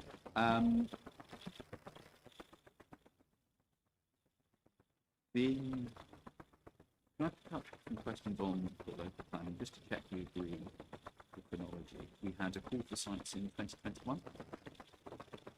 Yes. Sorry, I can take you to a document if that helps. the pub sites before was in 2022, wasn't it? So I can't remember if you got that then. I mean, it helps. It's if you go to CDK3, which is the October 2023 year. And it follows on the basis that the council started the local planning review in 2021. So I'm in for CDK3, which is page 3. So we've got a call for sites in 2021, 2022. Yeah. Sorry, page 3 should have a small red table. yeah, but yeah, sorry. Yeah, but, Healer published then first Healer published January 22. We then get another call for sites exercise, which ends in September 23. yes. We get this document published October 2023. This is the Yeah. yes. We then get growth option review, CDK2, in September 2023. But the growth option review came up for the healer October 23. Oh, you're quite right. Sorry. So growth option, then healer. In one place. Members agree to undertake further testing on various options. This morning, and we see, and this is at this point we're looking for a plan for 20 years. Sorry, At this point, the emerging local plans, it's a 20-year plan as well. No, that's all right. If you go down to paragraph 3.3 of the document you've got open, CDK2. yeah, that's a yes, but No, that's quite all right. Always good to check. yes, essentially. Yeah. We then get October 2024, new government, standard method out in December. December. Yeah, December 24. Yeah. And we get then CDK4, June 2025, which is the document you went to this morning, where the council reconvenes and looks at growth options in light of that. The observation I would make there, it was still quite a considerable amount of time from 2021 to 2024 to do something. And after they bought the sites, you growth options for 23, not much happened. Well, you said it was two oversights rather than the one that. I mean, we made representations for both, but I think there must have been two sites, yes. Yeah. And you would expect, wouldn't you, the council to review its strategy when it's housing need effectively done? But that happened in December 24. There was a process that they were going through, which was a very slow process. By the time we got to December 24, yes, they had to. Of course, they had to review the strategy, but they hadn't really done much in advance of that anyway. So, which is indicative of what was in there. We've not had like a Reg 18 plan or a Reg 19 plan for conservation. So it's not a question. That's a statement. So, I mean, it's not right. I mean, it makes me sometimes have to characterise it if we need to, but it's not right, is it, to say that the council has done nothing since 2021. It's not done as much as you'd like. Okay, it may well could have done farther, but it's not right to say it's done nothing. They haven't done nothing. Is that the right phrase? They haven't done anything. They have done something. I don't think they've done very much. What they've done is limited. I think you might. The reason I asked you is very done nothing because that's what was in go.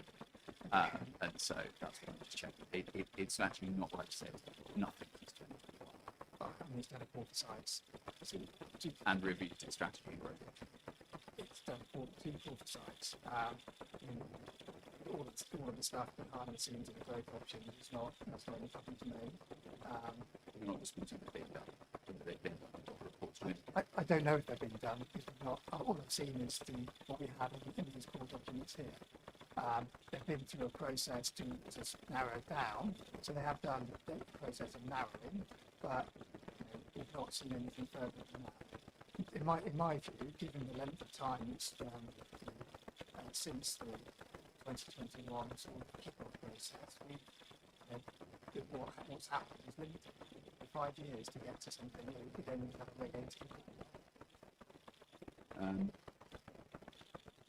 Turning then to the NPPF, we spoke at length when it started to Moss, we've done it in chief, discussed about things like the housing crisis and its effects.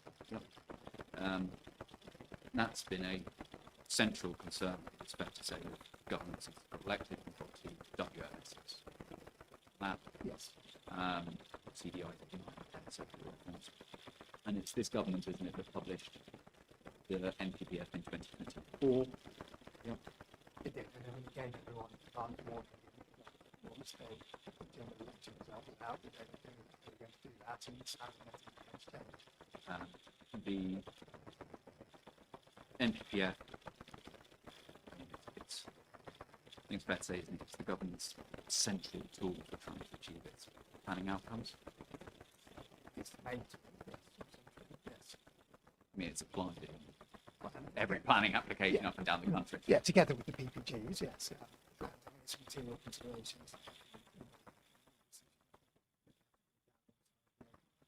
Yeah, of course. And we know because Chief that talks about housing because it tells us about housing.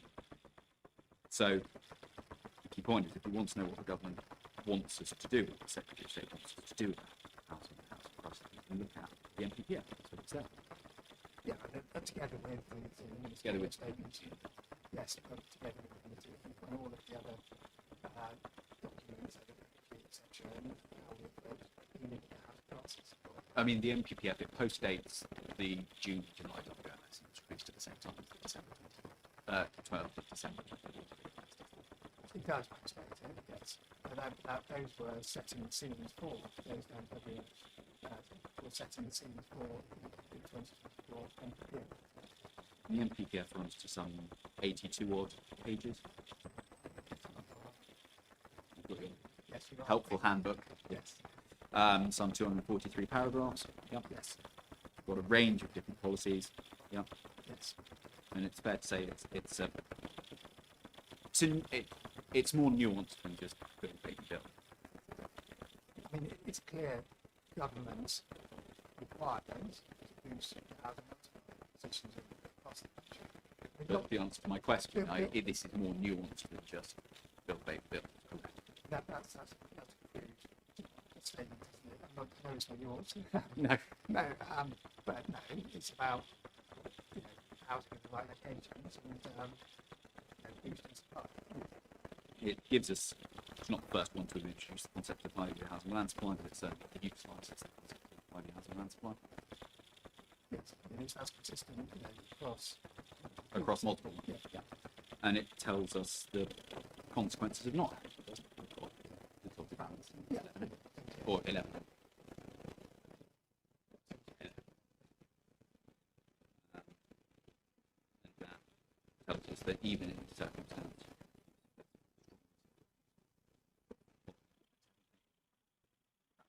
that's not Sorry, it's on this side. So, in terms of what paragraph 11 tells us, I don't think it's controversial. Even when it's talking about suppliers, you can refuse if 11D1, there's 7 strong reason. Yeah, but we're not in Not. that territory. It also tells us you can refuse if the adverse impacts.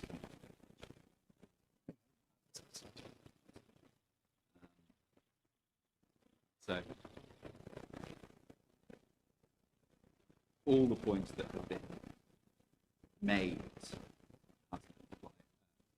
housing issues and property, knows about that, publishes documents telling us is the document. Yeah, it sets out the parameters.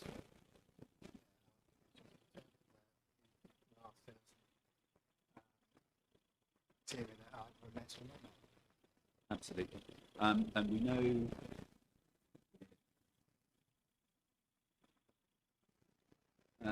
when we're in 11, we got a new addition to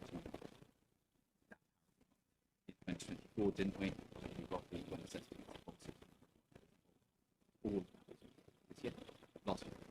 2 years ago. I don't think the framework as a whole, but the specific wording in 11D2, where it says when assessed against the policies and framework as a whole, and then it continues having particular regard to key policies. that's yes. Exactly. But we have a bit of an idea as to what those are because it tells us in paragraph 9 they include, for example, paragraphs 1, 110 and 115. Yes, that's right. So can we turn to 115?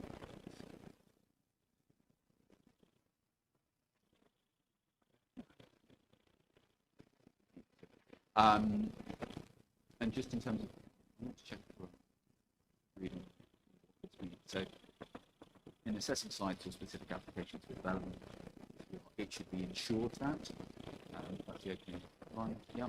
So, it's requiring particular outcomes, sure. Yeah. Number of points we've talked about transport prioritization. D, any significant impact on development of the network. Yeah. Any significant impact? Yes. Yeah. So if you fail to ensure that any significant impact, 3, that's a breach.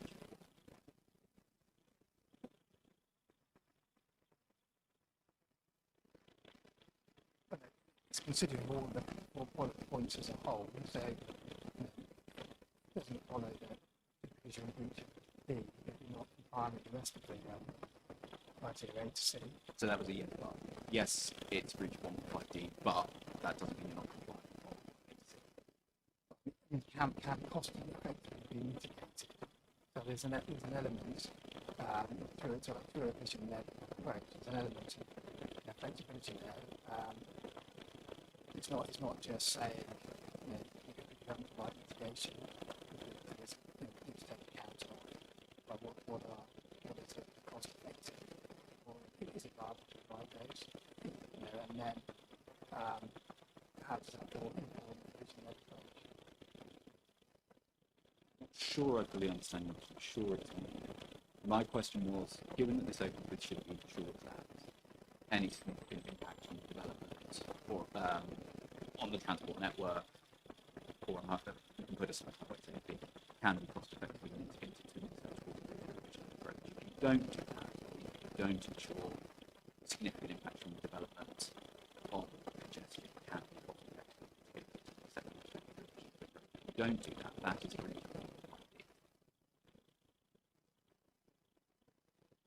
Yes, it's a breach, but it runs counter in some ways to 116, isn't it? well, it may not surprise you, but we will get to 116 in the interactive 115. I just want to take it in stages, please. So that's talking about 115D talking about substantial. Sorry, significant. get to 116, which then talks about severity. We agree, I think, severe is obviously worse than substantial. So, Too many substantials and significance floating around when we get to the planning balance. severe is worse than So severe is the threshold in 116 is worse than 115. And we agree, don't we, at the time? I mean, there's no dispute between any of the witnesses and things. High bar. Yeah. Um,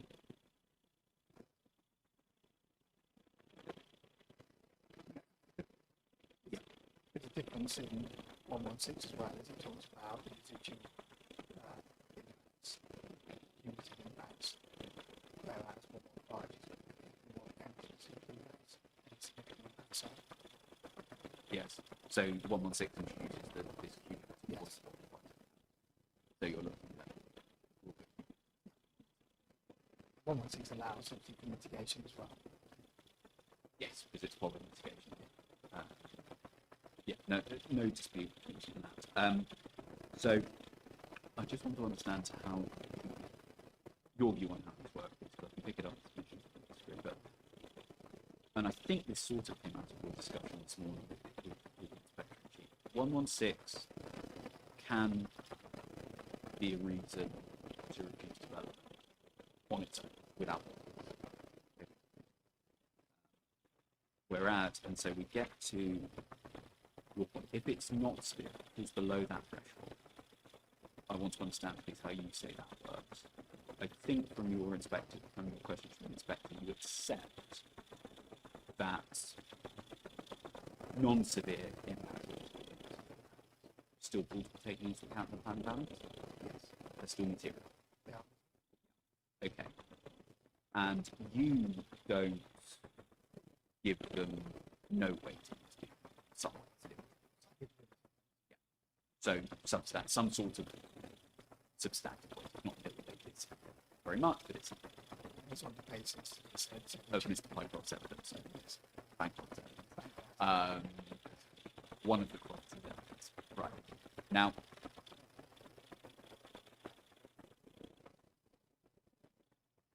the planning balance is often referred to effectively as scale. And that's where we get the balance. If you have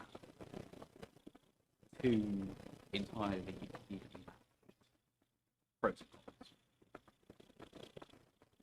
even something of very limited weight should be able to tip the balance.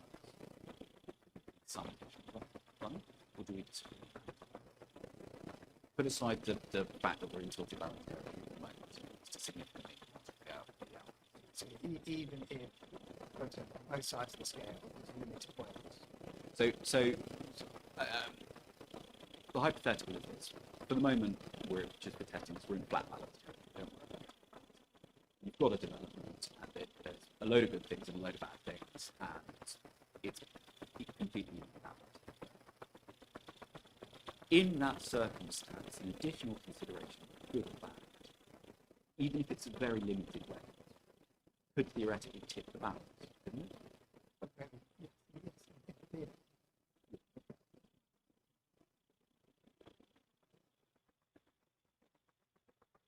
Because so it follows that even if you accept you have the transport material, if you accept you have that they can be some weight, not manipulated, and if you accept you have that even something with very limited weight could potentially, it must follow, must it, that transport impact even with limited weight potentially tip the balance in hypothetical. Yeah, that's not much.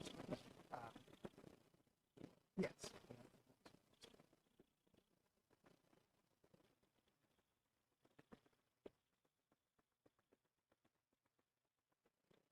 So I think we're agreed in principle that if you were to take, again, in the hypothetical, you've got a traffic impact that's not severe, but as we agreed, it still goes into the overall balance. That could potentially be a deciding factor. it could tip the balance. That's in a combination with other. Yeah, absolutely. But not highway standing up in No, no, it's severe. yeah, It's not severe. yeah, can't be a standalone. Yeah. No, no disagreement on that. 116 is severe, that's standalone. I'm trying to figure out, because I wasn't quite clear on the evidence you gave this morning. Okay, so yes.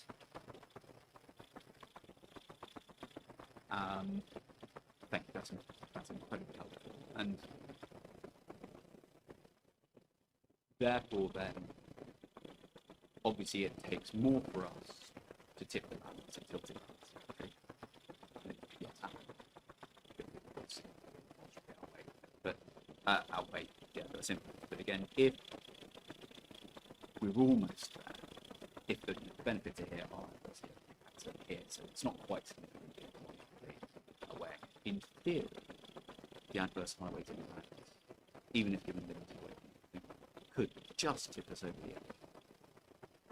I know you don't think that's the case in this case, but in theory, the same principle applies. So just explain the theory again. So We've agreed, I think it's on the ground, that non-severe highway impacts can be put in balance on a flat balance if everything is. They can be. can't be, Not on their own, No. but in the basket of considerations, they could be the when it's not non-severe, my view, so I might be being simple here, but my view is it's not a reason for refusal on its own. No, and So it's a cumulative thing. Yes. So you have, yes, absolutely. If we don't get home on severe, we can only get home on cumulative of all the bads, not calculated to significantly outweigh. So I don't. It's not going to be.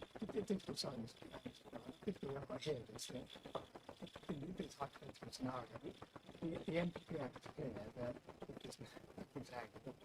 if it's not a severe impact, then it's not a reason for refusal on its own. So this is what. No, quite. But we're not just taking stage.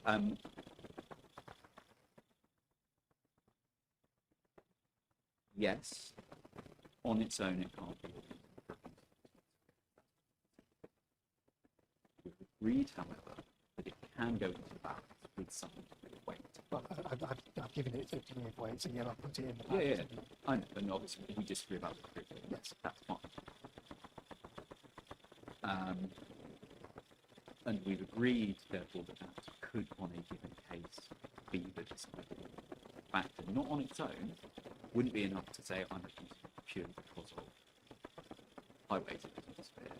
But if on the one hand I've got a bunch of good things, a bunch of bad things, then highways can make the difference there. And your decision method doesn't just say I'm refusing highways, it says because I've got these 4 bad things and these 3 good things. It depends on the weighting of that. Yeah, no, of course, it all depends on the weighting, but the reason I'm asking it is there was some, after the inspector asked us questions, Mr. Calaby asked me some in-principle questions, and it started sounding like you were changing the position from the inspectors. That's the only reason I'm trying to draw out theory. In practice, though, you're waiting. As I said, at the start of the check. Yeah. So I'm just checking that we're aligned with the theory. I think we are. Well, on its own, highways doesn't tip the balance. I think it's on its own, so it has to be a cumulative. Yes. Yeah.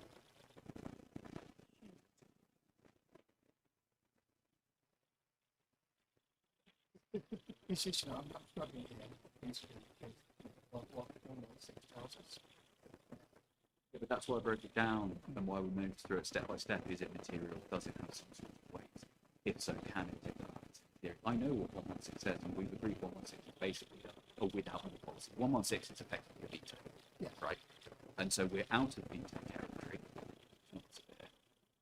Then it's an ordinary application of the planning balance. It's an ordinary application of planning principles. We get some on where we see. Yeah. Don't think I'm just policy clear.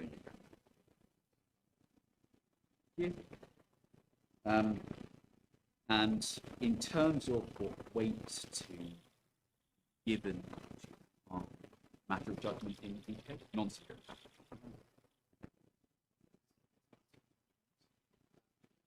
the MPPF doesn't tell us what weight to use.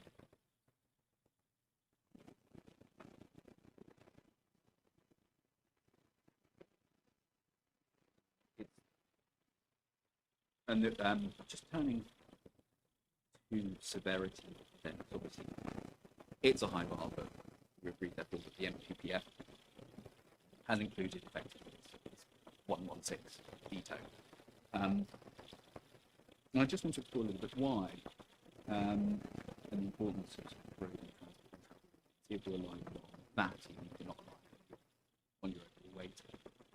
I mean, there are some people who just love to drive, but most I think we're agreed on the road and driving. It's a conduit of practice how to get meant to be. For cars, but it's also for pedestrians as well. Sure, I mean, we're talking about traffic impacts. Sorry, my apologies. So if you're driving the road for town, that might be the office, from office to home, Morrison. Yeah.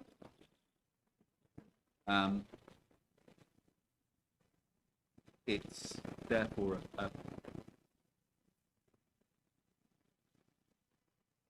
if you are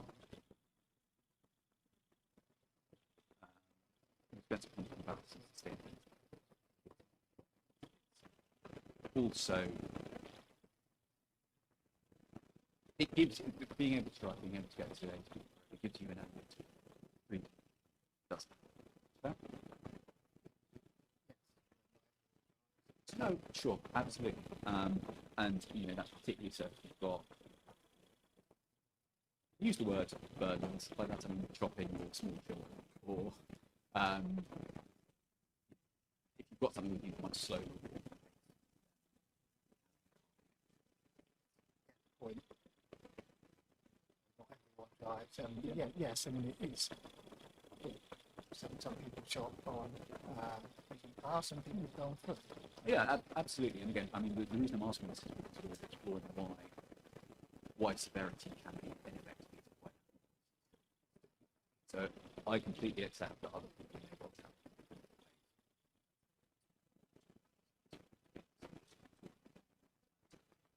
have.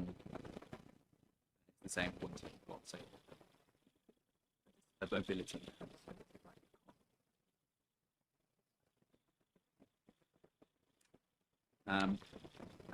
But given that you more time you spend travelling, less time either at your destination. Easily.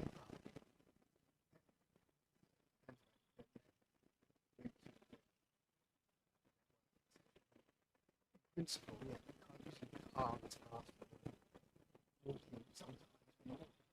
Again, I'm not. This isn't about different modes. It's about if I'm driving somewhere and I spend 2 hours driving rather than 1 hour driving, it's either less time spent.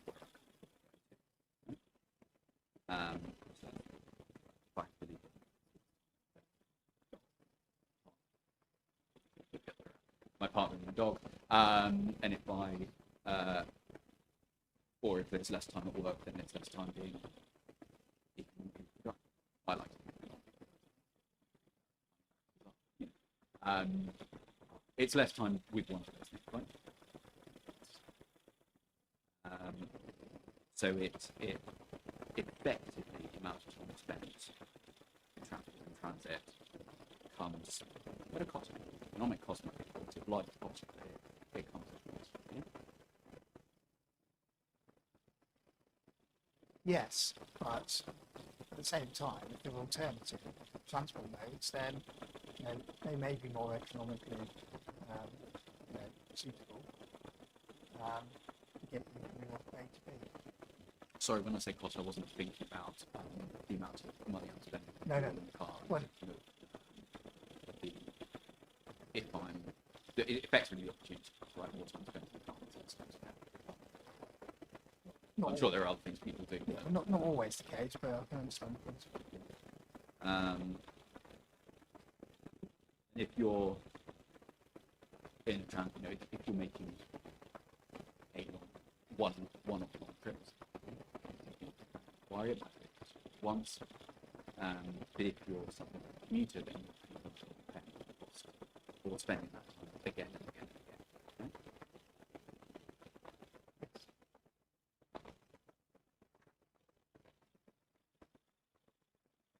That's just some points for everyone. I want to turn to some considerations, please. You've very helpfully set up your semantic scale in your proof, paragraph 9.4.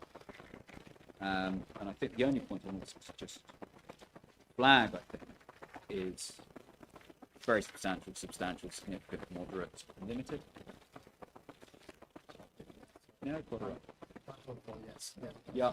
So when we've got your tables and you start and you report significant weights, things like, for example, nursery, public open space, when we get there, we can call that's only halfway up your semantic scale. In the middle.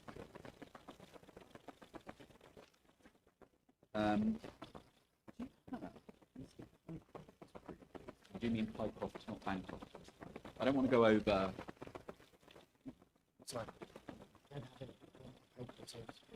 Sure. Turn that up, please. I'm going to talk a little bit about council and its housing position.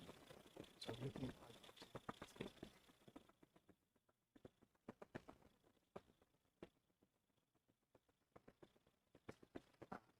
this is core document E6. Well, I assume so. I didn't write my pages on top. Thank you.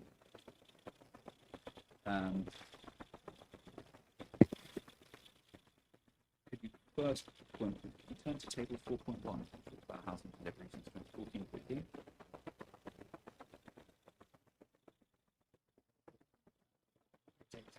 Yeah. Yes. Thank you. The only point that I'd like to take from this, and it's done elsewhere as well, you see there's obviously under delivery in 2017 and 18, a tiny under delivery in 2018 and 19, and then the council's been over delivering since then. Yeah?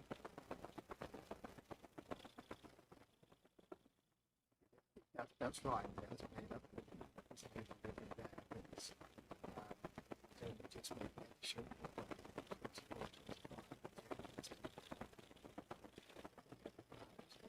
Yeah, but it has made up. I appreciate against that's the 310 figure, not the more recent one. Yes, that's right. It's against the 310 figure. Yeah. And I think in your proof, there's it's drawn from Mr. Pycroft's proof, but your proof 7.3a, you indicate if we're right, then we might well have even delivered 506 in the recent year. I know you don't accept it, but I think that's the figure you use 7.38 of your proof.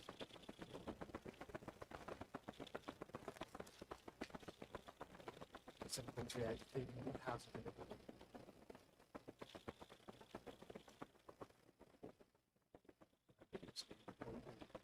So it's 7.38. Your last few lines on page 32.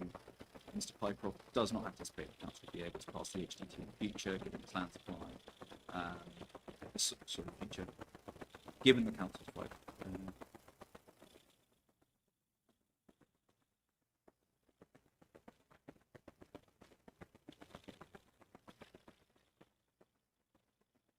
Sorry, I'm not quite sure I'm reading the paragraph right. Please forgive me, but that's what Pycroft says.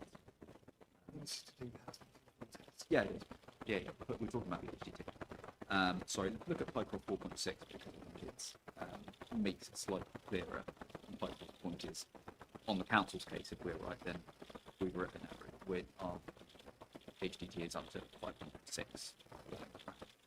Yeah? Council. Yeah. I know you don't accept that, but it's not, and it's not up at 584. Nobody's disputing that, but the delivery, you're looking at completions in table 4.1 and factoring that 4.6. It's not right. It wouldn't be right would it to describe that position as deteriorating. Delivery not deteriorating.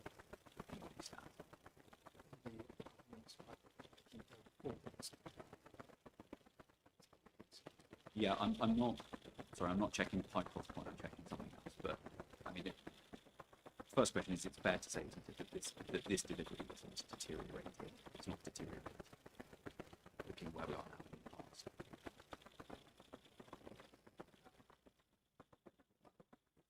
But then only when it gets to 2025 is if you're into a positive cumulative position. But the figures in 22, 23, 25, 24, 25 is the sort of deliver 450. So I think that is a yes part or a yes and? Yeah, well, I mean, I don't think it's improving significantly, and clearly it's way below the 584 they need to be at that. But yes, I think, well, yeah, the table shows that the position isn't deteriorating. I don't think it's improving. That's the reason I asked about deterioration is because the opening statement on written on your behalf starts with delivery deteriorates. That's just not what the stats show.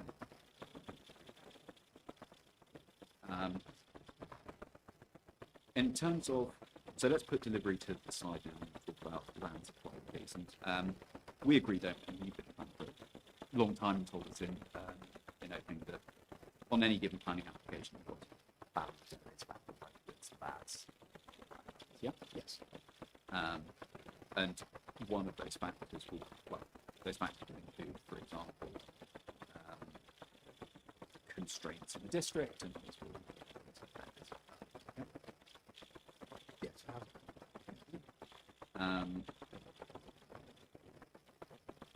covered for the end, and some of those negative outcomes may well be one of the points you made, which should try and avoid floodplain, so you get a lot of people. It's shown us where that is. So we're agreed, and I think you very well accepted. The MPPF isn't built. Not to build any cost, but it's certainly directing that we should be boosting housing land supply. Absolutely. And you, as a reasonable planner, would suggest build at any cost. It's not a build at any cost situation. You need to boost supply, I take your point, but it's not a Yeah, we need to assess each application and site to ensure that it's appropriate. But where you don't have a housing and sites outside assessments, etc. Become you have to form part of that overall consideration and back. And there are planning is an art, not a science. It's one where reasonable people have reasonable judgments reasonably different. in relation to housing land supply. In relation to the factors of whether it's not planning commission in a particular way. Not that, sorry, particular scheme. Well, it's a judgment call. Yeah. There's a range of factors. Yeah. So we agree reasonable people, professional committees, inspectors can reasonably different. Depends on the specific circumstance of that site or application or authority. And in terms of matters faced by a planning committee, fully take your point, the points that you've made about the process, one of the things that we need to plan in place.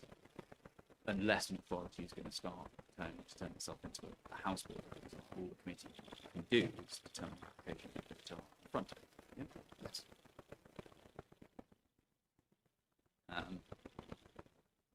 We know, don't we?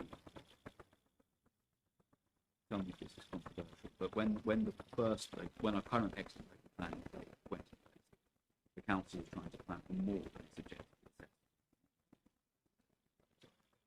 No, that's fine, no problem. CD, go back to the inspector's report, please, CDJ16. J16. It's quite a lot in start about.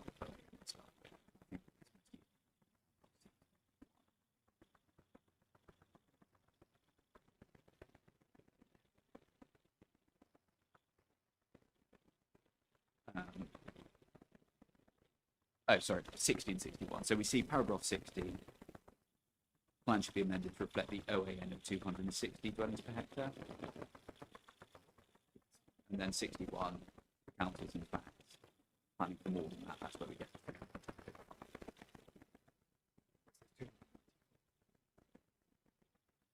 Housing requirement set housing ST was originally submitted as 294 and then it modifies up to 310. So the council at this point is trying to plan for more than its OAN. Yes, but the OAM process.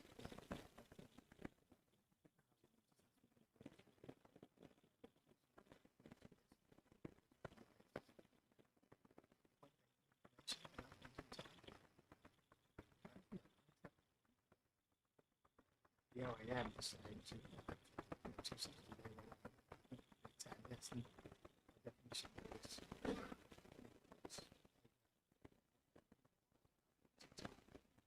You made the point about updating information. The inspector is happy to proceed.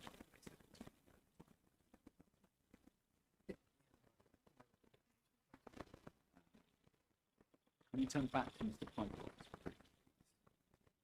In this timetable 5.1.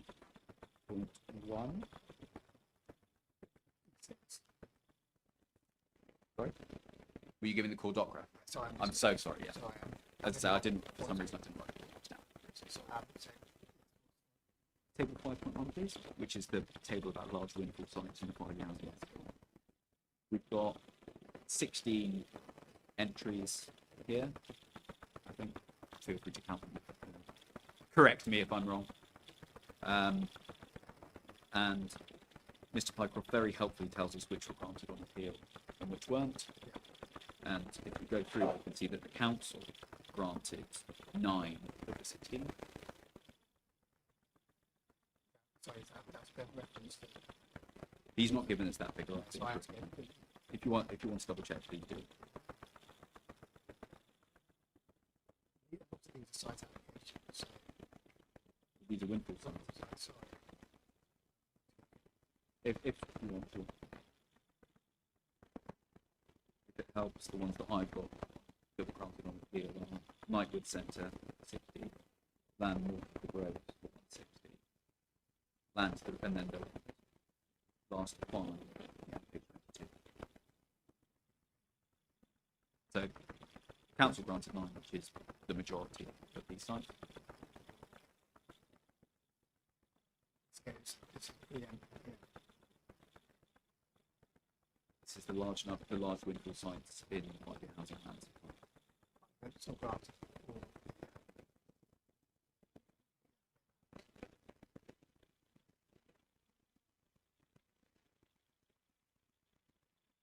I'm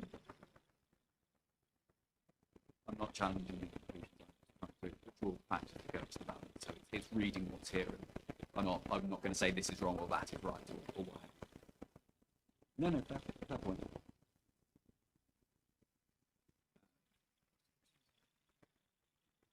My question was whether 9 is the majority.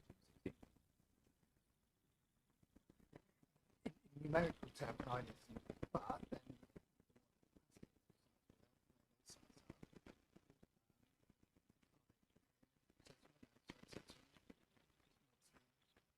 And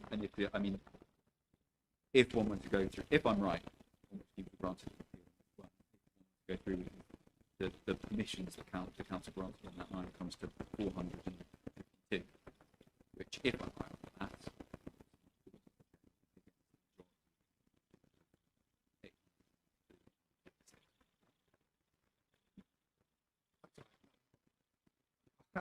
out didn't really go through.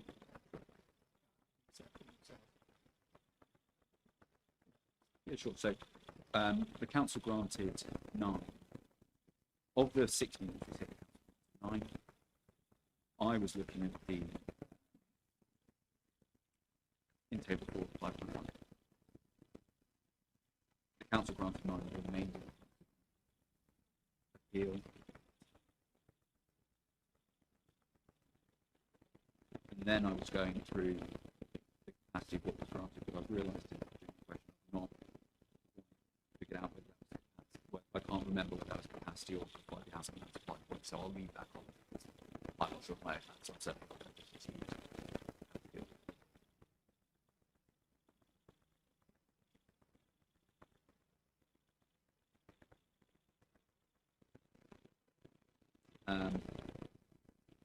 And just whilst we're on this page, in fact, to turn over the previous page, let's talk about previous housing and supply decisions. Scroll up. It, paginated page 19 begins with five housing and supply model. So, council has 5-year housing and supply on adoption.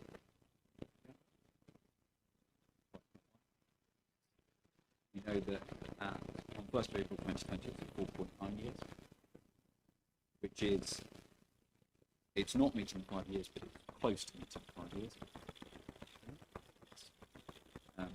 Goes down to 3.26 in 2021, then up to 3.66 in April 22, and then up to 6.35 in April 2023. That's right. Yeah. And then we get standard method and all help. The reason it went up.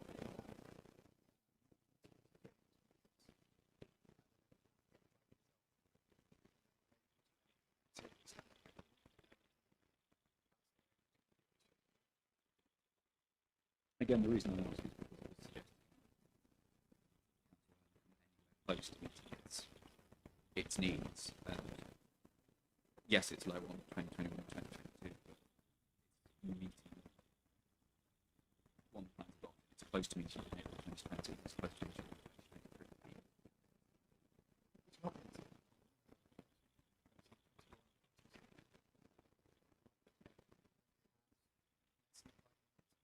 Close to meeting. Not No, it's not meeting. I know it's close. But And that's the way only- it's been sort of pitched. It's close to. well, only in year 2020, 3.26 and 3.66 aren't close to my year 2020. 2020 is 3 years up.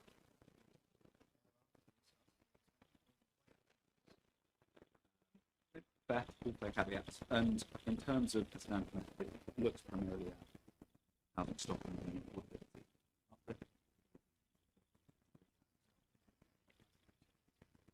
So it's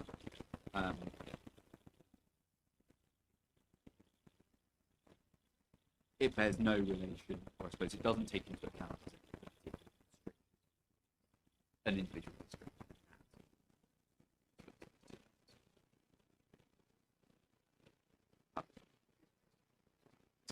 Yeah.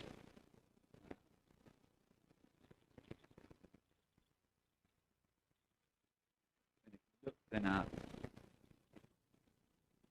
councils coming for quite a lot of our first one. Then table 6.1.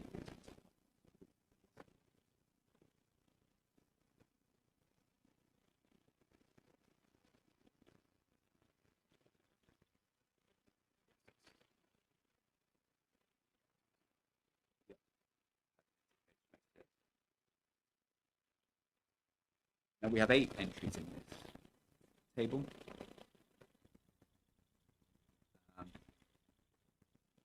And this one's quite considered active. And I understand that you achieved it. So, but just on this one. First one, refused by committee of recommendation.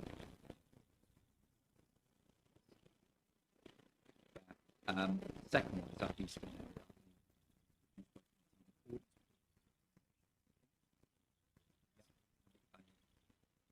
Accept, I think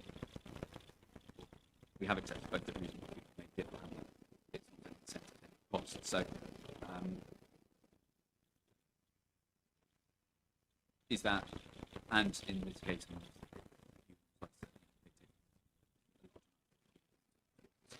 no suggestion here that this is the wrong outcome reason.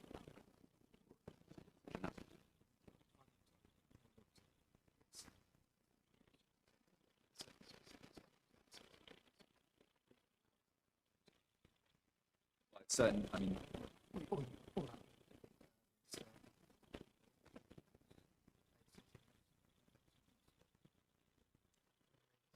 So, so there may well be, but the point, I mean, it's made well be.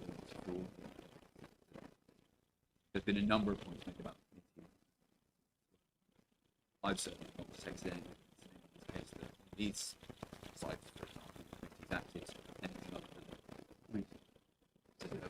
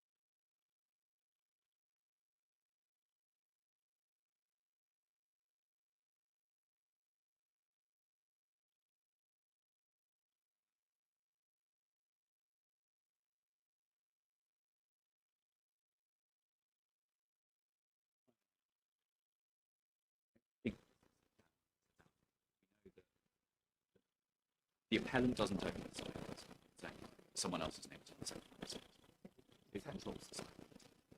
elements, yeah, it's required.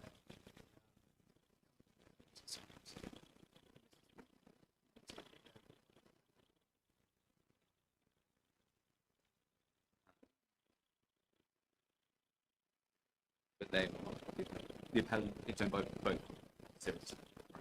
And those are, I think, land, remote substantial. They're not house builders.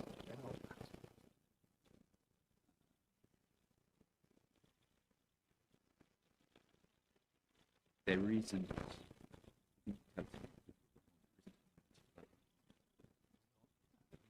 But discussions are ongoing.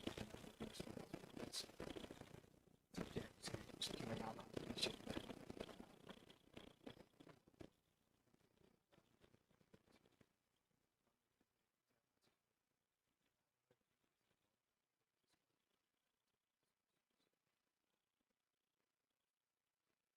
Think that puts some light on when we're talking about drainage standards a bit. You would need to be putting in March next year. Permission.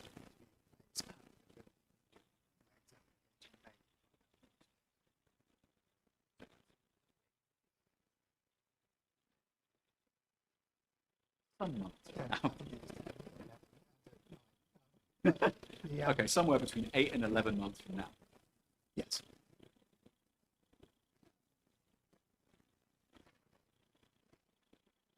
The weight to be given to the benefits of you deal with it, so does it itself and went through the sheet.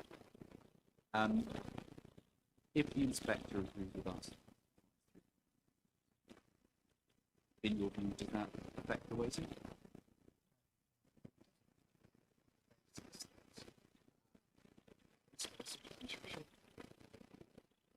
So, for Mr. Moss's purposes, as he's told us before, it doesn't affect.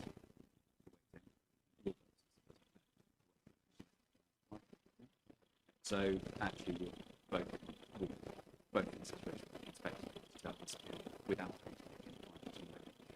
between both. It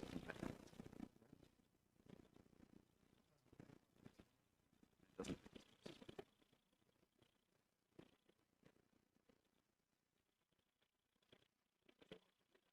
On the table someone's purpose for one.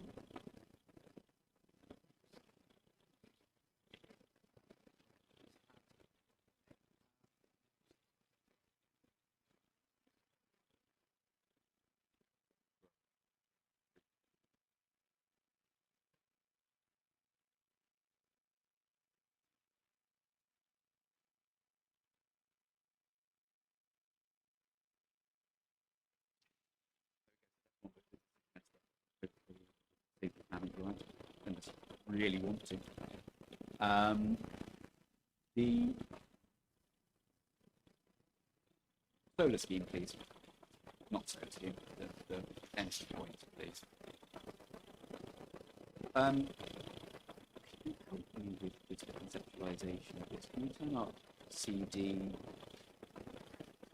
U28, please? History case that Mr. Moss was taken to yesterday.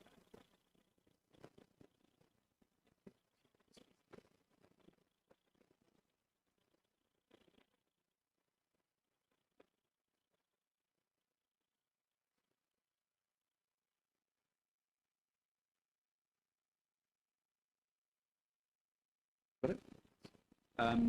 Ms. Chalabi went through the one paragraphs yesterday. I don't post it. I'm asking for terms of PDF page 33. Oh, and paginates page 33, paragraph 152.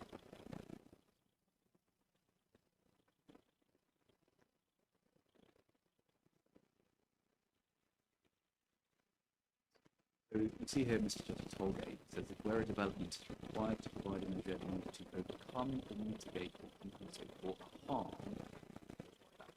ordinarily that measure could not practically be described as that. Yeah? So, for example, where a development results in biodiversity, the provision of additional biodiversity, same site. Set that loss, reduction, is not a benefit.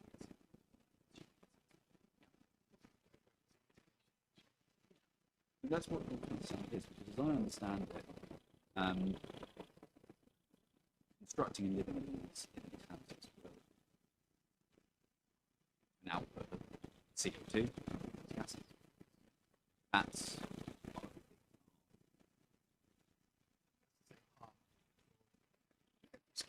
yeah, I'm not disputing that. I'm just trying to conceptualize how this. So yes, we agree it's a harm. Might well be national, I don't know. I think you. But so yes, it is a harm. And so this scheme, your energy strategy, is designed to mitigate that. It reduces it. It reduces it, but it goes over and above what's required of us. So that's a benefit. It's not just mitigating harm.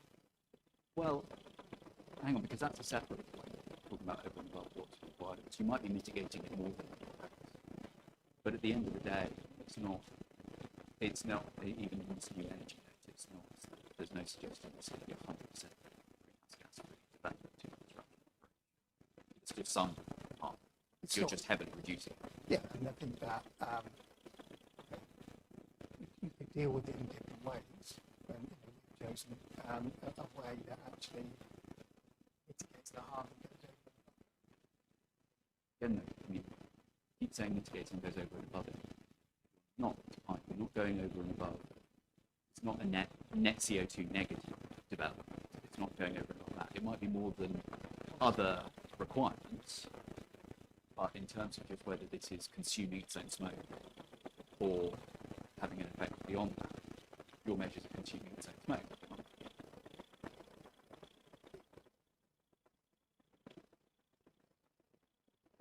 In relation to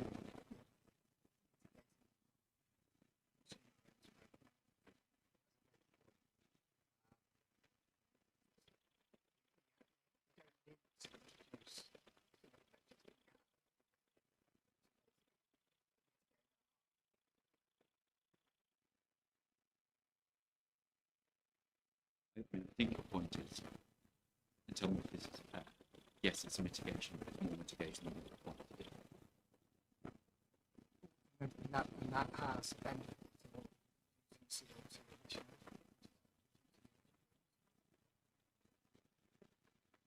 In terms of, just in terms of the CO2, because you're on the one side of the balance, you're saying we're reducing CO2, but you've not put in the actual CO2 emissions on the other side.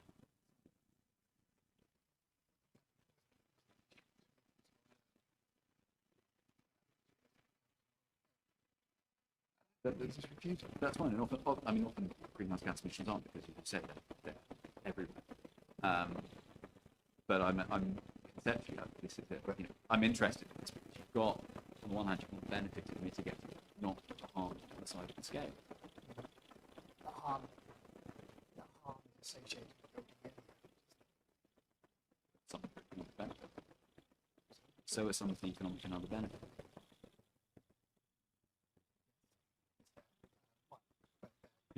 The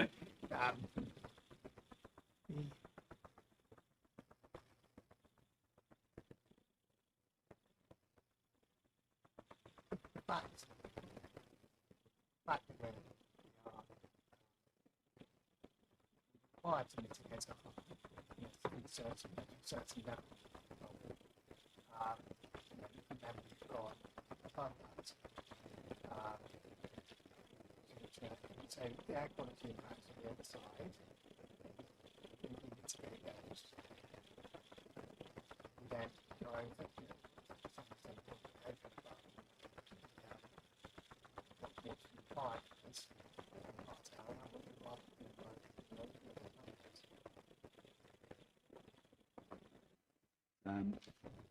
There is a point made in your proof. I think it may just be an elegant phrasing, but I think we could argue when we refer to this as fossil fuel-free development, paragraph 5.20. 5.20.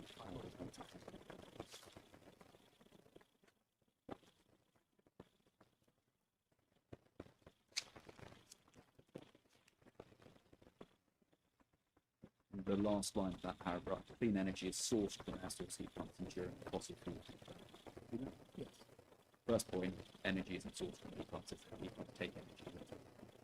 I think to qualify here, we're talking about gas boilers.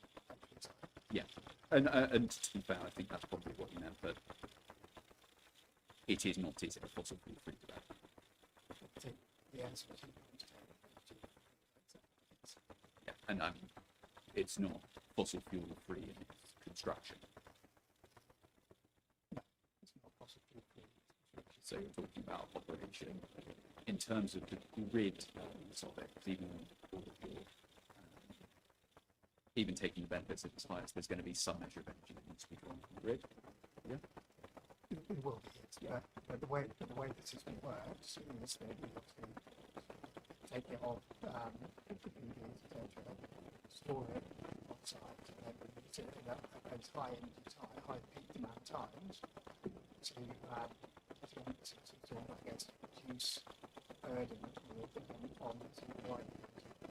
So yeah, so I understand that's how the best in the system will work in terms of there will still be an element of draw from the wider grid. Yeah. Yes. And I don't. But significantly reduced compared to other schemes. I've not seen any suggestion in the policies or otherwise that the appellant intends to control the energy provider that its houses may use. So if someone moves into this development, they might go to OVO, they might go to Octopus, OVO, Octopus, British Gas. That's I wouldn't get much gas, but electricity provider, which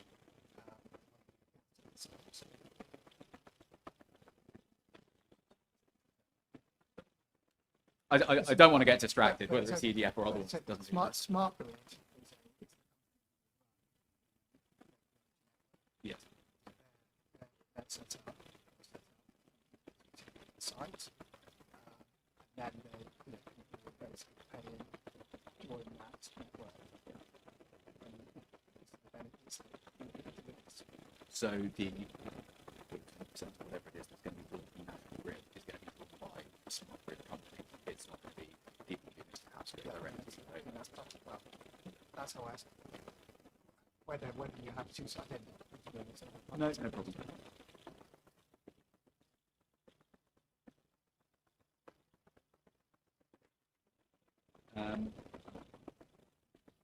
The note that you very helpfully put in this morning, there's a couple of points on this. So, first, actually, can you turn to CDA 19, which is the, it's the original energy, the outline energy and sustainability statement. 19. CDA 19.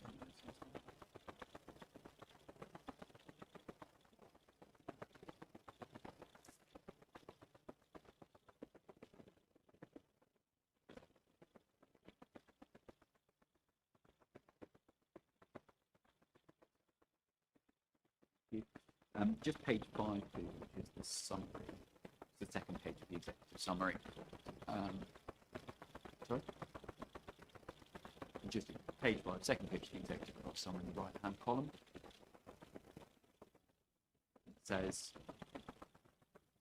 we estimate the proposed development has the potential for reducing site-wide CO2 emissions up to 60% if plant out an additional 20% from PV and BESS. See that? Yes. Now, you've explained this morning that the work's been done since, and that's why the figures have changed. But the note that we've got today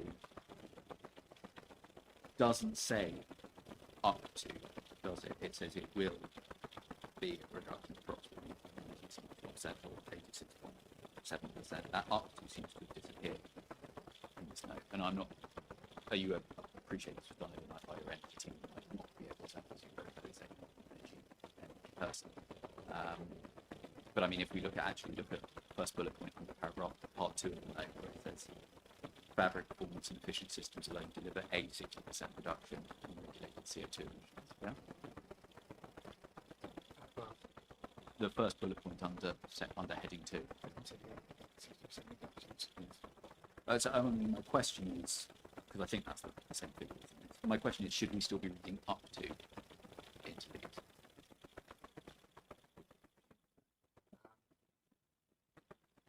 Well,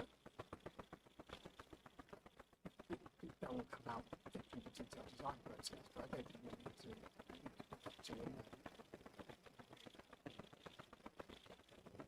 No, I mean, I asked, originally everything that was done about this was it would be up to 60% or 20%. This is now a bit more, this is now saying it will be 60% or 80%. And my question effectively is, has the science changed, or is it just this was drafted overnight and a bit of a hurry? I think it should still be up to. I think there's my understanding is that since this report, the original report was drafted and prepared, so it's all the application, there's been a proposal to understand the market and things like all the fabric technologies, which has led to more detailed design and assessments, which have led into these figures. So I think we're confident we can achieve the 86% requirements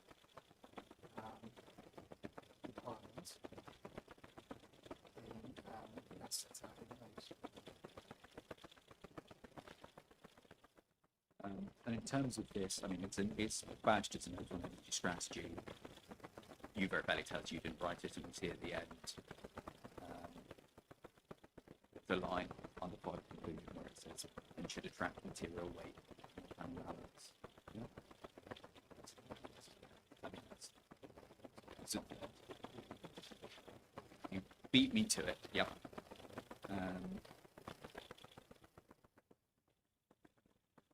On this future homes standard,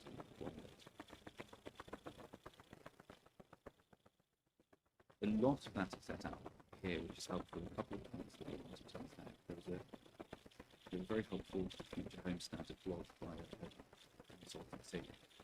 You've heard of it, Savills, and it makes the point that some of the key features of future home standard are generating heating and hot water from electricity. Yeah. Tell me if I'm taking about things that you can't answer. I mean, I can understand. Well, again. Yeah.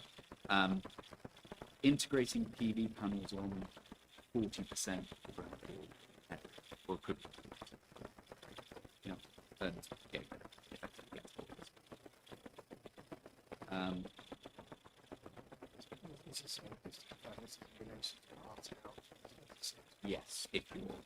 Yes, exactly. So, you've given us some helpful stats on this, but the solar point, I think you said it's going to be 25%. Solar coverage, I think you approve. I've lost the reference. But people tell me it's going to be about 25%.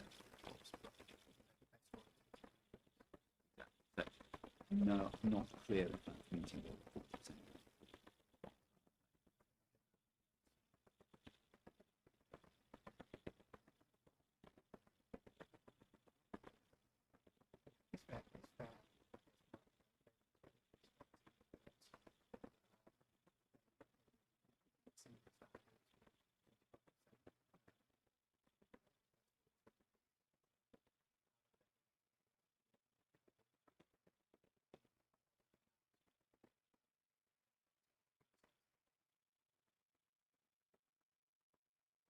Part of the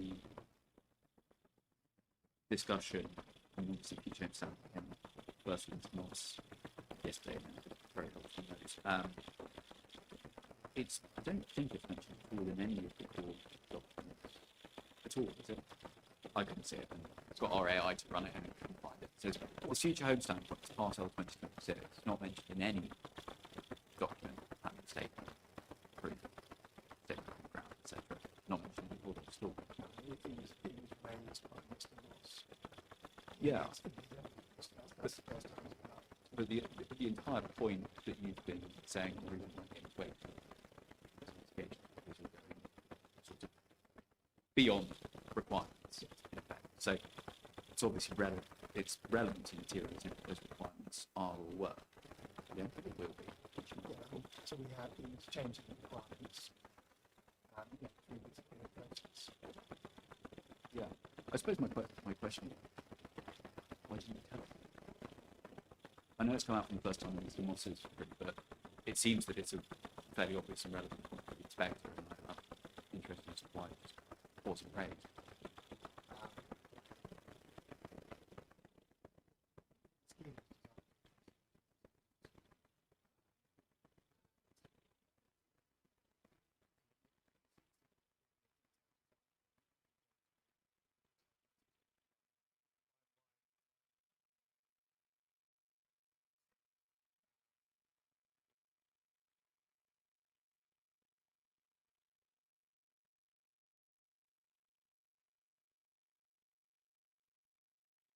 And you, I think, very closely, and in fact, there was a risk you may get full approval of that in 9 months, 10 months, somewhere between 8 and Yeah, I think it's achievable, but it's a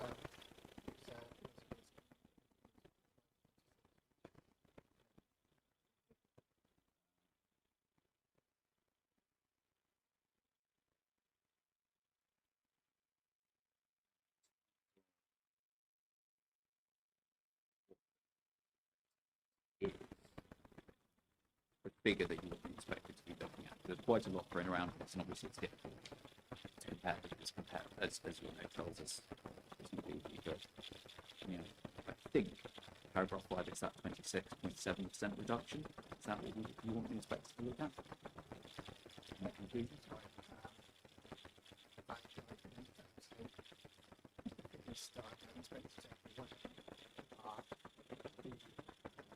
requirements to achieve 75 to 80% reduction in part L and the future home standard, which is first page. Yep. Second bullet point. And then the third bullet point is about the means and how this can be compared against that requirement. Our position is by 10 to 15%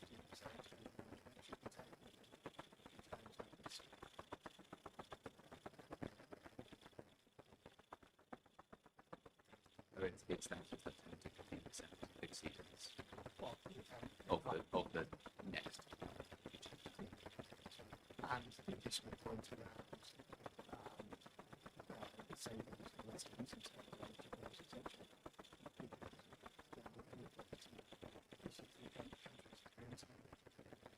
Yes, although again there would be an element of, and it's not broken down here, but anywhere as I can see, there'd be an element of savings, for instance, just applying part of it to say thank you. So Don't need to give stats because we just can't, but whether it's anywhere near an opportunity to encourage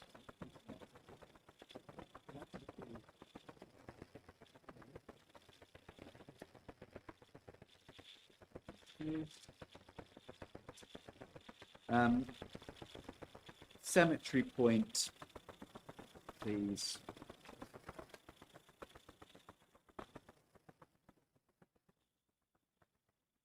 Just trying to make sense of some of the points that you made, or just understand what you made in because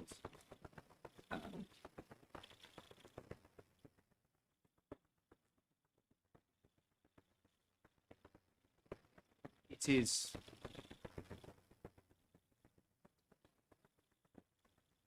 right, isn't it, that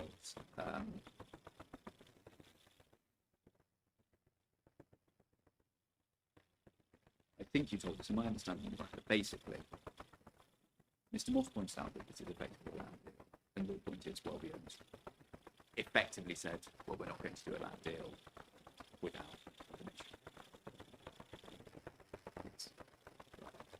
So, in terms of the public benefit of the cemetery only arises if requires the land to build the cemetery. Is it? Yep. But I mean, but the permission secures the ability to do that. It does, in as much as it becomes, I mean, its commission is linked to, it's part of the wider business. Yeah. And there's no, I mean, looking at the description of development, that suggests it's a separate part of the commission. So it's tight. So it's not like a standard cemetery. You've got get into all sorts of interesting questions about implementation.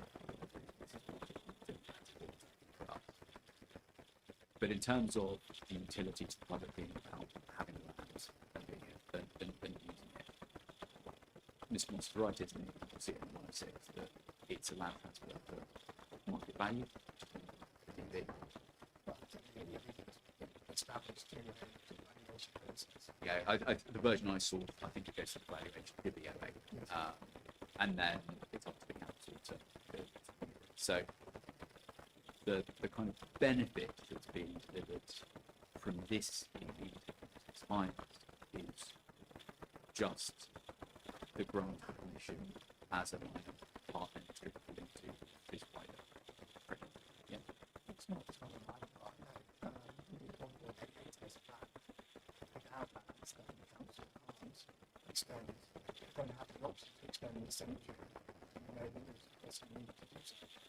And I mean, it would be perfectly reasonable as capitalist trust and told to try and approach the development and try and acquire it separately. And the owner said no. I mean, it's kind of costly situation is the wrong word, but it is the barrier to this is the development. The barrier to the cemetery company this is effectively the development saying no. Well, no, because they doesn't have to, they may do something else. I mean, it's not. The discussions have been very active with the council with respect to the cemetery. The council understand that the application progress. So it's not a hostage situation. So they're sitting and waiting for us to secure the permission, and then it's not. You're not. We've been very clear that you know we need to get the permission. And if the developer doesn't get it, then presumably it's still going to want to make money.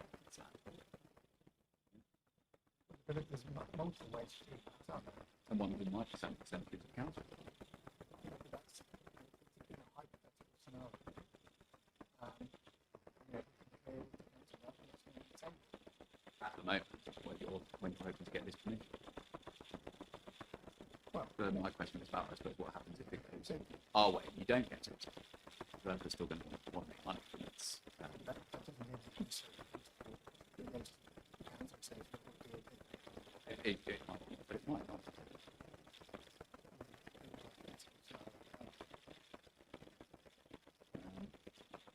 And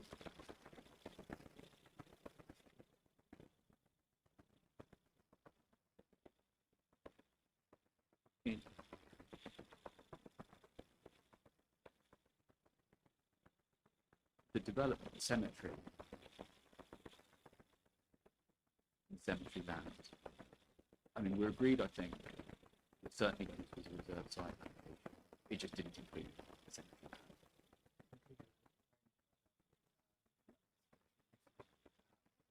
Sorry, I didn't mean as a use, I meant as an outline. Have you seen it? When it was a reserve site in 2017. No, I don't think Okay. I don't actually. Having said that, I don't know if it's an equal doctor, but let's no, right. Well, let's park that. well, I mean, but work on the basis that there will see these, working with the homes on the site. Whether it did include the cemetery. Well, as a matter of fact, I know that people are unconscious. So let's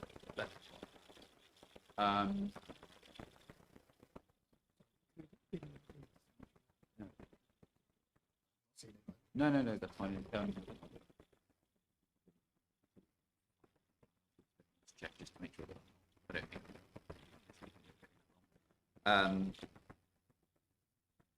Didn't include the cemetery, no. No, the what I'm now calling the cemetery land, the extension of the bit that you're saying. But I don't. It's a point made in Mr. Morse's report. I mean, the cemetery land, I appreciate it's linked for the purposes of this commission, because you've got but if we're looking then at the subsequent operation, and then cemetery land doesn't relate to this development, it end up relating to the cemetery, doesn't it?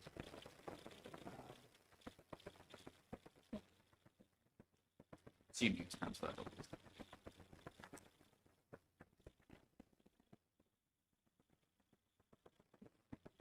It doesn't just relate to it's not just long-term, the landscaping scheme that goes around it. Public footpaths that go to the west, sorry, the eastern side of the cemetery connections. It's not, I don't see, I think it's sort of, whilst we're not landscaping themselves, it's still a consideration of being given to how the scheme interacts with that cemetery extension. Cemetery extension. I mean, it's not an intrinsic part of the development, like, for example, in my space.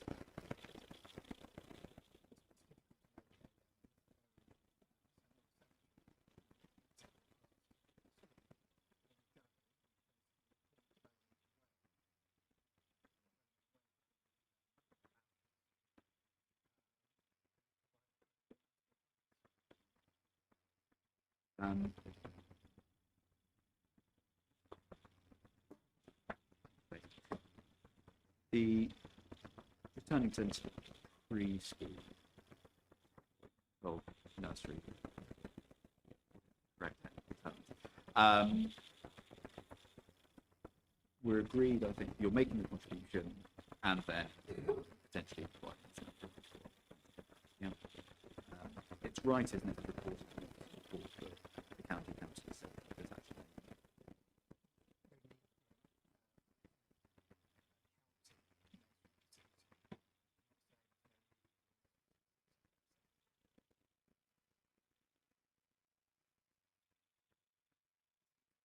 Need the parents to yeah, because I mean the county they'll be looking they often planning forward. I'll be looking at NEMS data and expansion, demographic trends and you tell me if I'm taking them out of my education. it is a very different Yeah, but I mean, can you turn up CDCA? yeah. Yeah, have your option for 5.1.12.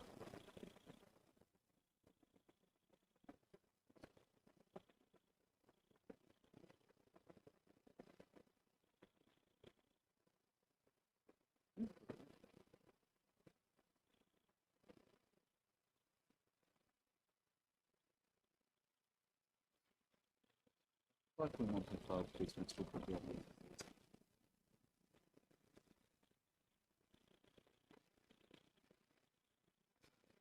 It says during informal discussions, ECT advised there's no current need for a 56 place EYFS setting in the development of the general situation as well. So it doesn't say there's no need for a counterpart, it's saying there's no need for an EYFS setting.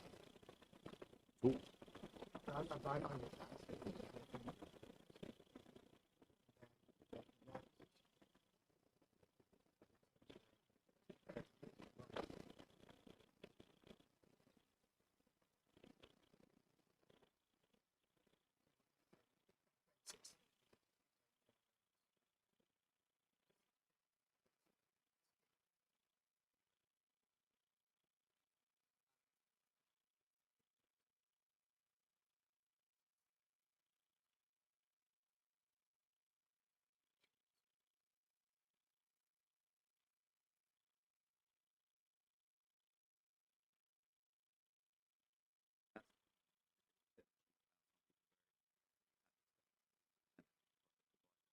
Looking at the market, noting there's no need, it's got decided to try. Yes? Yeah. Well, the other point to make is the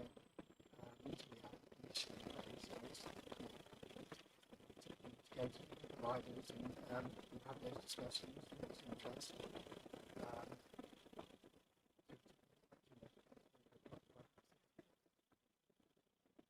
There's not unconscious time, so there's not really got much on. Just a minor point on heritage, please. Neither you nor independent heritage witnesses, so I don't not much to ask. I mean, the dispute between us, I think, effectively comes down to whether the open space and landscape can serve the significance of the cemetery. Yes, Yeah, that's the question.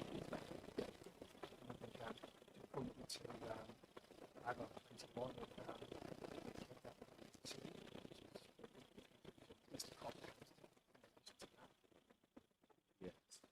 And can I actually ask you to turn to CDS1?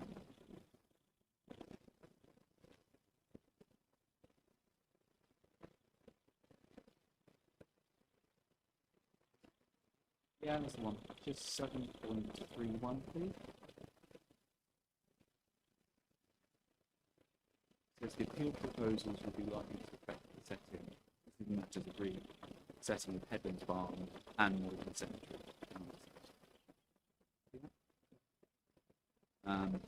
It also, to be completely fair, down at 8.2, lists whether there's an impact on Morgan Cemetery as a matter still in dispute. So, two potentially contradictory lists. Yeah, I mean, I spent a lot of time yesterday when he brought sort of an insertion of the. We agree, don't we? The statement perhaps not drafted with the precision you'd expect of, say, the statute. The basis of the statute, but they are still connected in matters that we disagree between the parties. It's time, but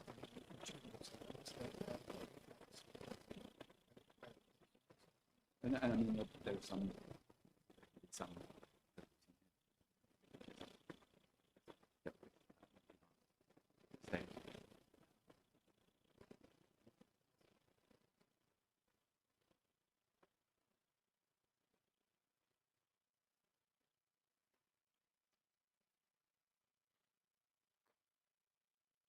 open space, please.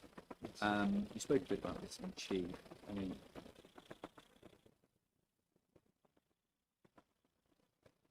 am I right in thinking that the dispute between Mr. North largely comes down to the propensity of the wider public to use the public? You've outlined some points of view as to what you will, Mr. Watson, won't, and do you think that's kind of what you want to expect? My understanding of why Mr. Ross reduces the weight is seems to be important is because it's not being used by existing residents. I think that's quite into a position to where platforms want to be comparisons it's benefits as well. Based on the fact Well, I mean, I'm not going to get onto about reducing the weight, but I take your point about that being substantial. So if the inspector were to agree with things that the public health space, for example, is likely to be difficult for the public, would you agree that would reduce the weight given? I suppose that's the question. it still has it still has a benefit for residents of the scheme, and then it has a benefit for the wider population. May visit the site, maybe using public rights of way. But again, that's inferring what compliant, or depending on the idea of what the population space. So that's what's driving the question. It's the assumption that if the inspector was to believe that it might well be used by the population development in terms of wider use, not with that. No, I mean, it has a, it's open space that's available and accessible to both existing and future residents. In terms of it, it's accessible by one or the other. Not accessible, likely to be used. Well, so I still think, it is likely to be used by both. I know I'm slightly worried we're going around the circles. My question was if the inspector considers this fit, I think there's no evidence to affect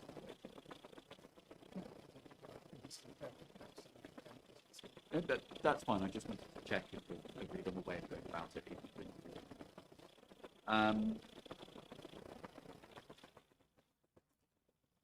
Final point then, just on transport and highways. We touched on this and we touched a bit on about how to approach it earlier in the back, so I don't want to go over that. When you're talking about the benefits of housing, for example, you're talking about the benefit not just of the construction, but also the operation. Yeah.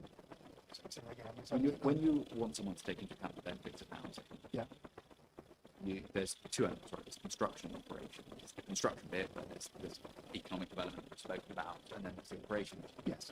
Yeah, and that's an ongoing one. Correct. And want, as far as possible, wouldn't you, when you're trying to balance things on scales, you want to be making matters as comparable as possible. In assessing the economic benefit. In assessing, when you're putting something into the scale, that's why, for example, when you're doing economic benefit, you think about both the construction points and then the ongoing operation. Yeah, housing again is construction, going operation. Yeah, in relation to economic benefits. But not just to economic benefits, but housing as well. Right? You want both elements of it. You want the initial good bit that comes from building, and then the benefit that you take into account comes from the use of it. Yes. So it would make sense, wouldn't it, that when you're weighing something like transport in scales, you would also take into account the longer term element, right? The transport assessment accounts for the impact up to a certain point. Yes. Yeah, so the transport assessment account looks at 2031 years. And we've got an element of delay. We will sure make some the point that I'm getting is obviously if you're given this is almost tripped, you would want to take into account the fact that the transport impact, exception will happen day after day after day after day. It's not one day, one trip. It's a delay. It's throughout. Yes. So it's fair to, when you're looking at transport, it's not just for you weighing it in the balance, it's not just the delay, but you take into account the longitude of it as well. Yeah? Forgive me if I'm not being clear, just ask me. No, that's fine. I'm conscious that sometimes I garble with questions. Yeah. weighing the imbalance, you're understanding the impacts, the cumulative impacts, as assessed in the transport assessment. So that takes it, that assesses longer term impacts. Yes. And the way it does that is by looking at spike in the air. Yeah. My point is a slightly different one, which is it looks at those spikes in the air in, say, a day. But if you're a resident of some resident development, though you experience that spike delay, you might experience on Tuesday and Wednesday and Thursday, and say you're taking trips. So the next week, that's the point I'm getting at. Would you weigh that? That's a point that you weigh that as well. Yeah. I mean, those spikes may be able to flow, don't they? It's not a consistent. Because you may get up the next one day and there's a problem. There's no congestion the next day, maybe absolutely fine. So, Yeah, I mean, the TA is the best we've got. That's the figures we're looking at. I'm just wanting to get from, and I think the answer is yes, but you do, I think, take into account the fact that the impact would repeat day after day after day, potentially, but on the facts you say it might not. but it's not a consistency in impact, is there, in that respect? Because, as I said, it ebbs and flows and changes. So, that's a consideration when you're looking at overall balance of impact. Well, I mean, just looking at just the theoretical purpose in terms of what you're weighing the balance, are you accepting this kind of longitude and the fact that the impact of these, or are you saying no, you just look at one day, you just weigh one day's impact on that? Don't wait one day. No. So it's the answer to the question is yes, weigh it longitudinally as well, but you need to take into account the variation.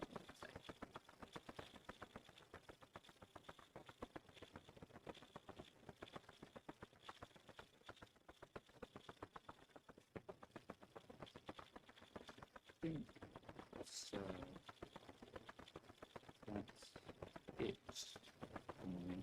Thank you. Thanks, Scott. I don't have any questions. Anything in re-examination? Oh, do beg your pardon. Mrs. Dodsley, you're quite right. Would you like to ask any questions? Yeah, yes. We have. I think I'm going to turn to Mr. Wheeler. Are you happy to continue answering questions, or would you like to break? I'm happy to. I take it.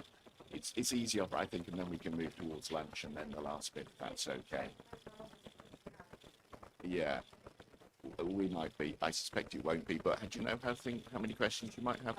No, I would think 10 to 15 maximum, if that. Okay, let's continue. Thank you.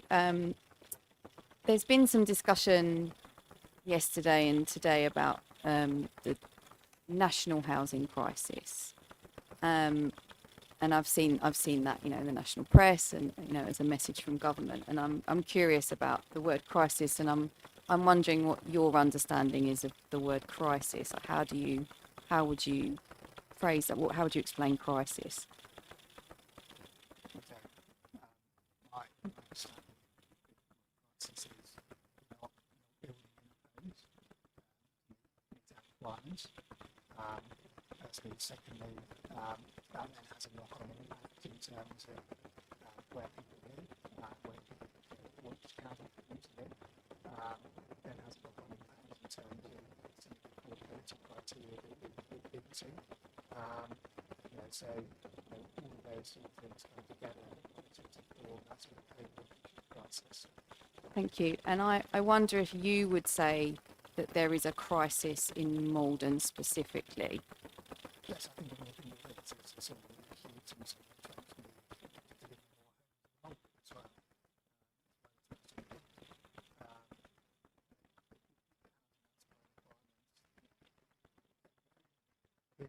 What quite a significant amount of time hasn't been, you haven't yet supply. Yes, there's been spikes where you have, but generally, the last 4 or 5 years we've got requirements.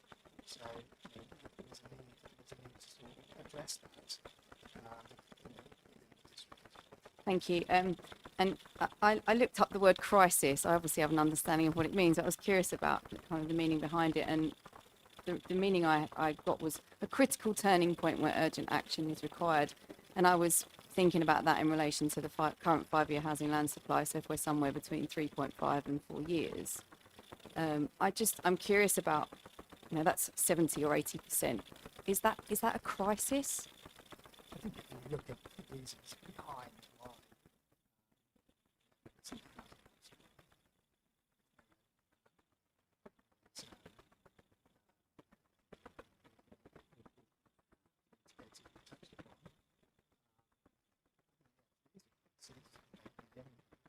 the reason it's because of just something the council has done.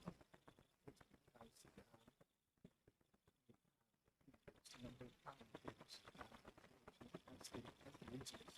Not because you started approving substantial amount of planning applications in the last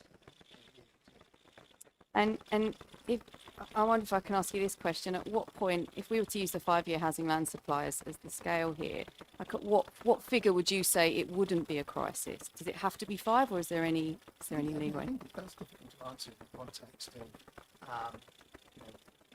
what's happened before and what might happen in the future. So not having it, if the housing land supply is a minimum, not having housing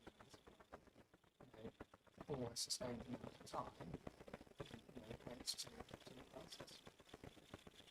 Thank you. And are we agreed that there are mechanisms within the NPPF, so in the form of the tilted balance in favour of sustainable development, that are designed to, to help with the shortfall? So we have 11, I think it's 11D, is that correct? So can I ask you this? Are you not essentially, if we use the term crisis, are you not essentially asking the inspector to kind of double count here with, the policy implications of a shortfall, and now we're bringing in this term crisis too? Look at what the tilted balance requires, and it requires us to ensure the decision maker prioritise the presumption of favour of sustainable development. So just to be sure, you're not asking the inspector to add any additional weight to this term crisis, that there's sufficient mechanism within the NPPF to deal with the shortfall, and he can take a view. The council is a crisis, and That's what you say. it's the it doesn't have But the question was, are you asking the inspector to give any additional weight other than what's already within the NPPF in terms of tilt? the housing land supply position and the weight I've afforded to it is at the top of the tier anyway. That relates to crisis and not having housing land supply. I'm not sure if that's yes or no. Are you asking the inspector to give additional weight because of crisis, or is there enough in the NPPF for him I to think take a there's view? enough in the housing land supply position and the position with the local plan to basically to relate to the weight I've given it. Okay. Just moving on to infrastructure and the contributions that are being offered. You mentioned, and the reason I raise it is because it came out earlier, I think, in your chief, around the contributions to healthcare, and I know there's been an additional sum requested by the NHS. If a financial contribution cannot be spent on a local project, so for example, expansion to GP surgeries, is that contribution effective in your view? Well, they wouldn't be asking for it if they couldn't be given respect. Is that contribution effective though? But it wouldn't be making a contribution. Okay. Sorry, I didn't mean to cut across you. So the surgeries that we have in Malden, my understanding is that there is no scope for those to be expanded upon. So I'm curious about how the contribution can actually be effective. So the statutory provider is requesting a contribution basis it's having impacts. So they will, they've basically said that it goes towards the extension of surgery or surgeries within the Malden area. They will be able to give that and pay the contribution they want to mitigate that impact. I suppose that's my problem because you've just said they will deliver that, and I question whether that's true because the surgeries cannot be expanded. They've identified the process. Some to gain that.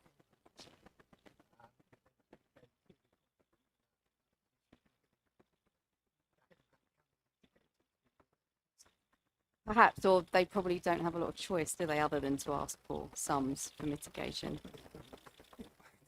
Can't ask for something that is tests. Okay, we probably disagree on that. I'm just moving on. The cemetery, there's been quite a lot of discussion around that. And I just wanted to talk about the land as it currently is. There's vines planted on that land currently, and they're fairly young, I think. They're no more than a couple of years old. Are you aware of that? So I'm assuming there was a significant investment in terms of putting the infrastructure to plant those vines and the planting of the vines themselves.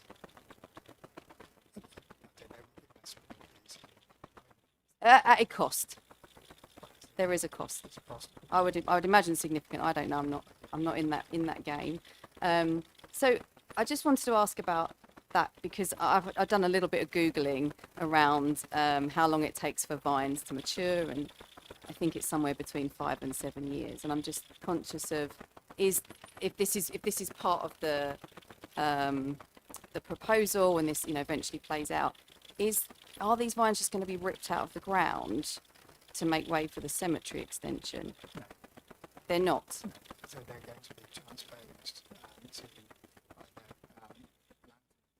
south of the storage driveway we talked about last week, or to other parts of the wider plateau. They'll be moved from that spot. Okay.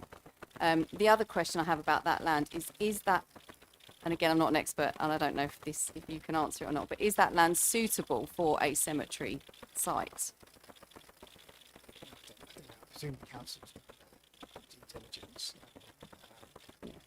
I don't know either. I just wondered it. Yeah, I wasn't sure because again, just some simple googling, the land does need to be suitable, and I'm just curious about. Given it adjoins the cemetery, Perhaps, yeah.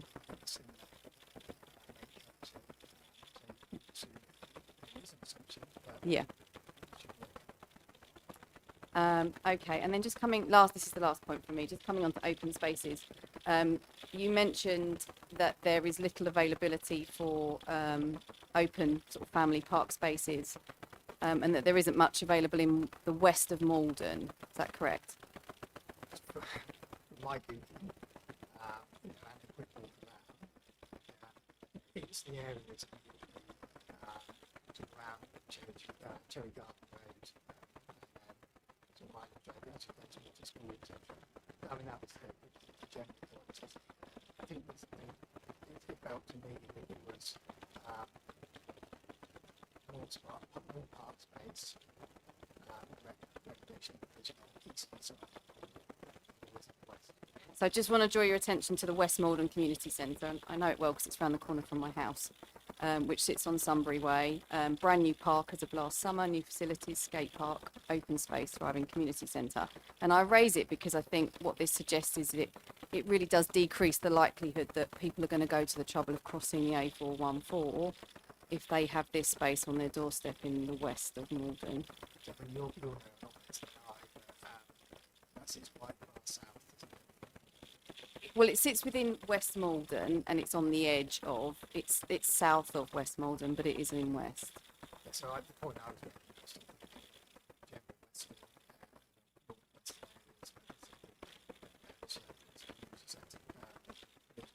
Westfield, great recognition around the south, but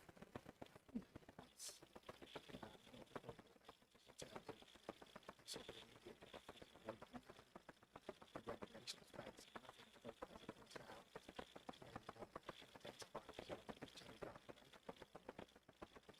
Okay, thank you. That's all I had to ask. Thank you. Thank you, very much. Mrs. Dawson. Thank you.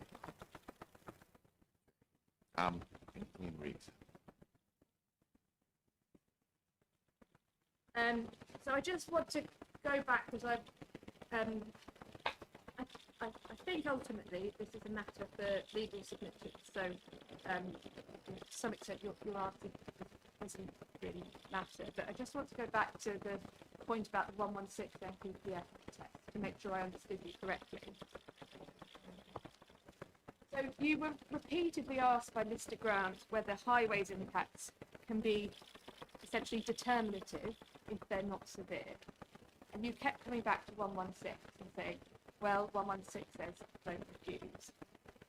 And then when Mr. Grant finished it by asking you if the impacts are not severe, does the inspector still do a planning balance? And you said, yes, I don't think. You know. So I just want to double check I've understood you correctly. So if the impacts are not severe, does the MPPF 116 allow those not severe impacts to be the factor that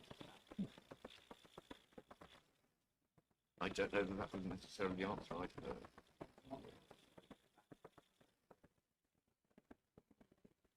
I genuinely, I I think genuinely that's probably the best place sorry, to I pick wasn't, it. I just Yeah. wanted to clear where that's, That's not what I have heard. It means I'm interested to hear your legal submissions on it, but no, I mean, I hadn't understood that, I thought Mr. Wheeler's probably the person to answer, kept going back to 116, and then ultimately Mr. Grant asked, is it a planning balance? And he said, yeah. yes. I didn't understand him to say, Well, it goes into the planning balance, Yeah. and he made the point that it couldn't, as a standalone reason, be a reason for dismissing the appeal, but as part of a basket of pros and cons, it would weigh into the balance as to whether or not overall a scheme could be allowed to dismiss. That is what I'm taking away I from it. didn't understand him to say it could be the determinant factor. Well, it depends, isn't it? If you've got a basket, no one is determinative, they overtake the cumulative. That's my Right. understanding. Okay, so well, maybe Mr. Wheeler's the person to answer all pros and cons, but I hadn't understood him to say if there was a basket, the highway could tip the balance. I didn't understand. You have a note of what was said, I have a note of what was said, and I think I think you just need to make some submissions on it. it is an interpretation policy against the legal. Legal matter, right? I genuinely just wanted to confirm where we reached with the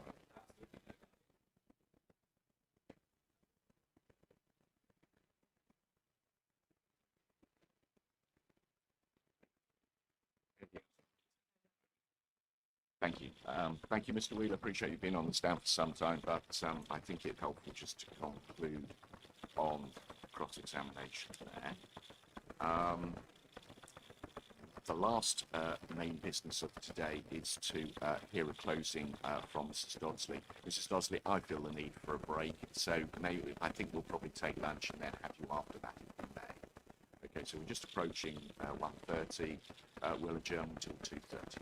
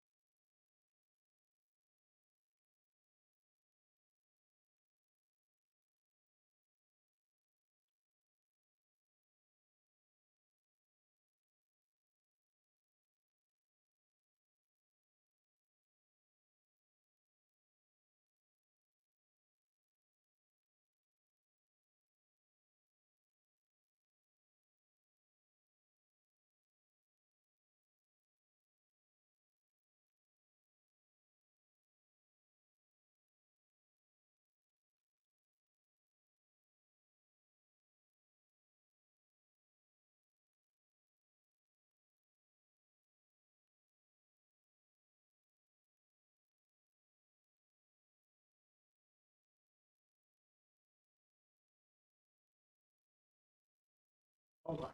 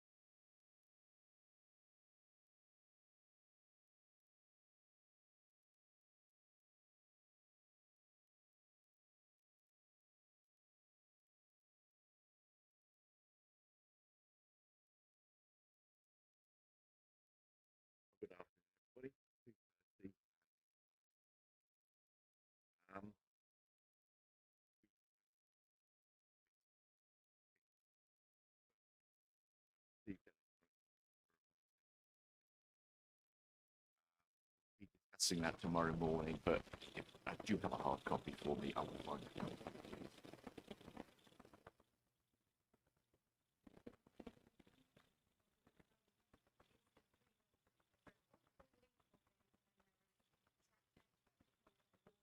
I didn't quite understand why there were two track change versions.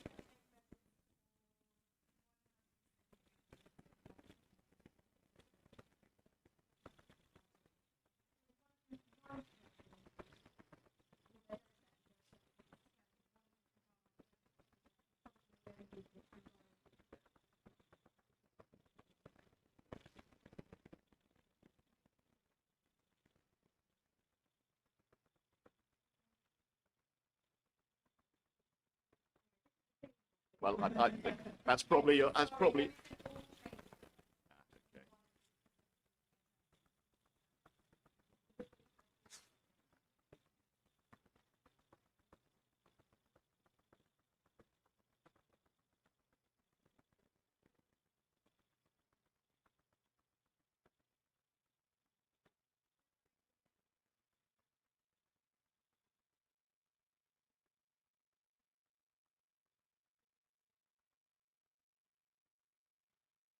Very much. Well, I'll call the clean version 14.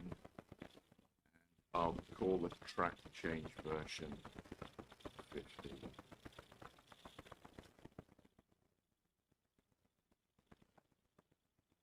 If an electronic version can go onto the core document site, I'll probably work off that anyway, I think.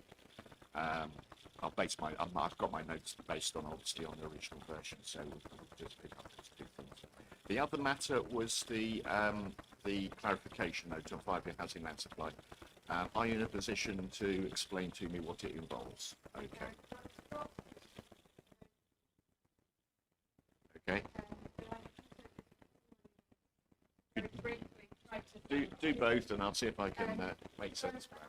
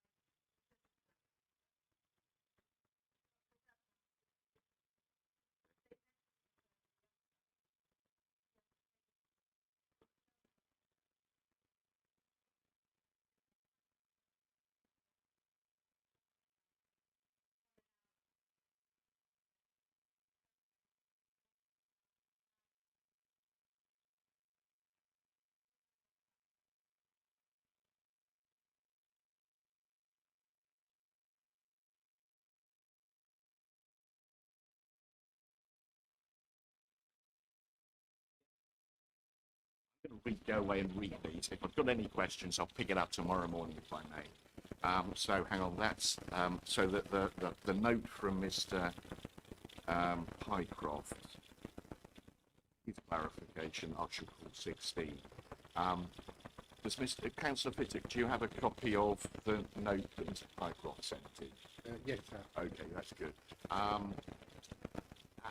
I appreciate you will probably not have seen it, so if you all have a read of that and you've got any issues on it, then let me know. Okay. Well, that's it for that. Thank you.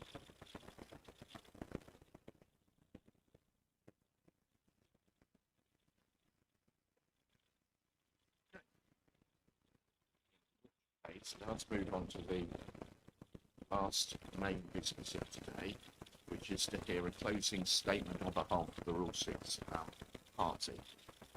Mrs. Dodsley, do you have a written statement, or are you just going to? Excellent. Can you let the lady behind you have a copy of it, and then we'll get that up onto the core document website. Yeah, I think that'd help. In your own time, thank you. Thank you, sir. Firstly, I'm really grateful for the opportunity to address you and everyone at the close of this inquiry. You've heard a great deal of evidence over these proceedings, and my intention is to draw together what we believe matters most and to submit from the perspective of this community on what this inquiry has and has not established.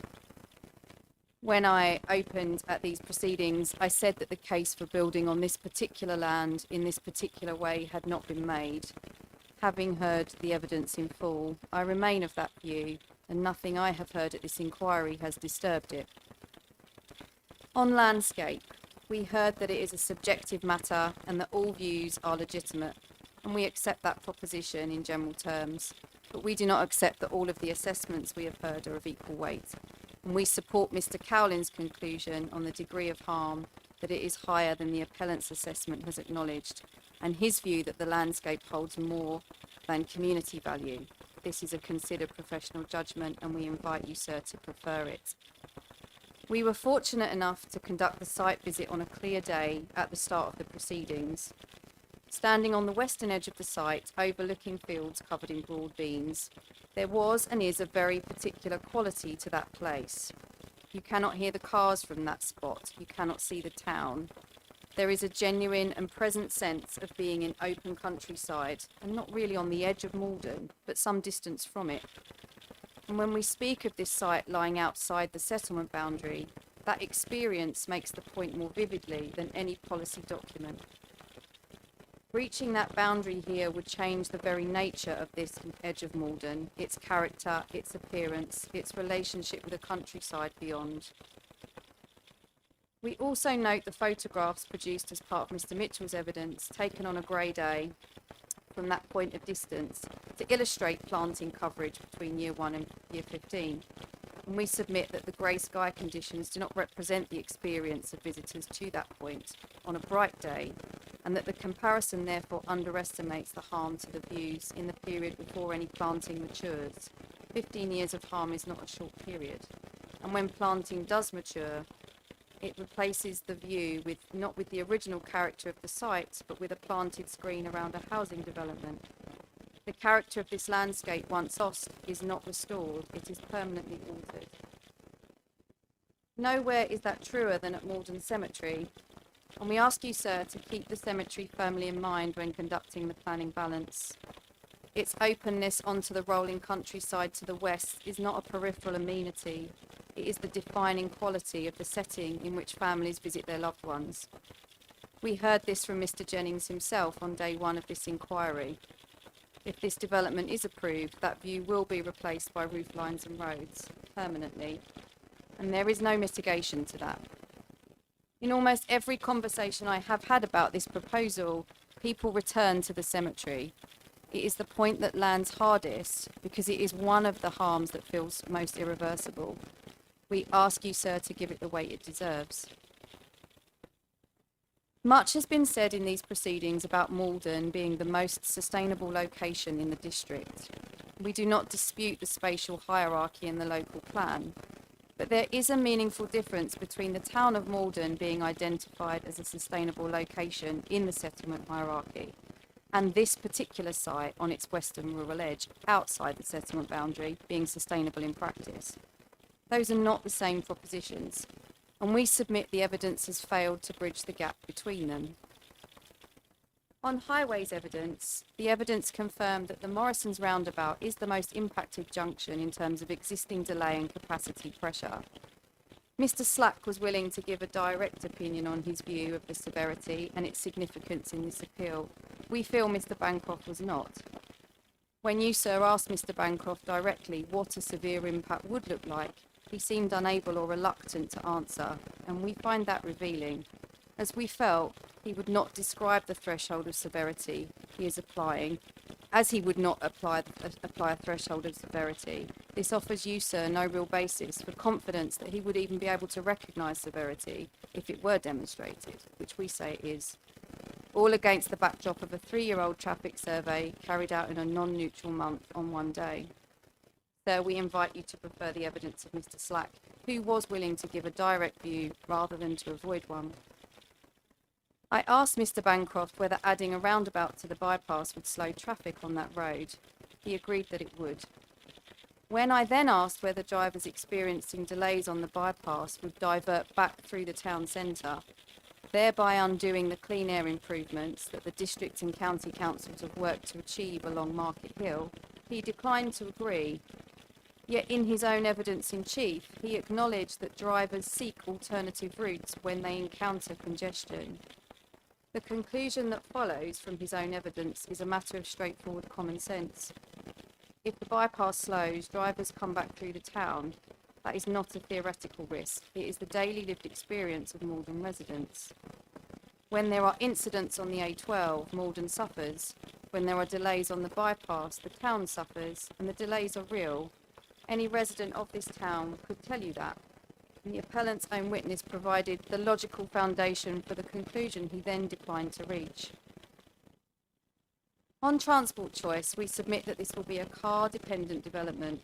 For many of the households who may purchase market homes at the prices these properties will command, journeys to work in larger centres like London, Chelmsford or Colchester will be necessary. We say a bus service running every 30 minutes or so to Witham or Chelmsford to connect with a train will not be a genuine transport choice for those households. People will drive. People will not walk along the narrow pavements of London Road and up a steep hill into the town centre. Even as Mrs. Lopez, who has lived on this site for 5 years, herself acknowledged in her evidence, she has only walked into town a handful of times. The current bus service also operates on a significantly reduced timetable at weekends, ending at around 9 p.m. in the evening. And Malden is a visitor destination. This past weekend, a music event at our Prom Park attracted thousands of people. The weekend is not a quiet period on this road network, as had been suggested by Mr. Bancroft. Genuine transport choice in any meaningful sense does not exist for this site. Lastly, on transport, I wish to mention the huge funding gap identified in relation to essential infrastructure in the form of the South Malden Relief Road. When sites such as Knowles Farm begin to be built out, this will create inevitable impact to the Morrisons roundabout at the first instance, but also the wider road network. The LDP inspector commented specifically on the infrastructure in their report, and this is a very real consideration to this day. During the roundtable discussions on living conditions, the risk posed by the nursery's location to the residents of Maldenhall Farm was, we submit, not adequately addressed. The nursery is proposed on the eastern parcel, the parcel closest to the historic private driveway, serving 11 households. The appellant's response to the concern was that nursery users would use that driveway was in essence that it would not happen. And we invite the inspector to reflect on that response. If a road is accessible and using it offers the most direct route to a nursery drop-off, parents will use it. That is not a speculative or unusual behaviour. It is what parents do, everywhere, every day. The suggestions of voluntary guidance notices would not prevent it, and nor does it engage with the reality of how people actually behave.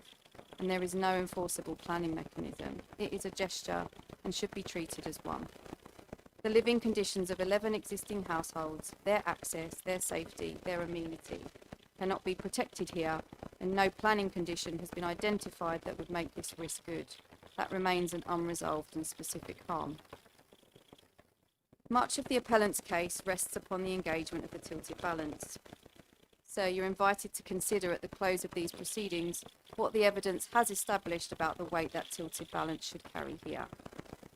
We say the delivery record is clear.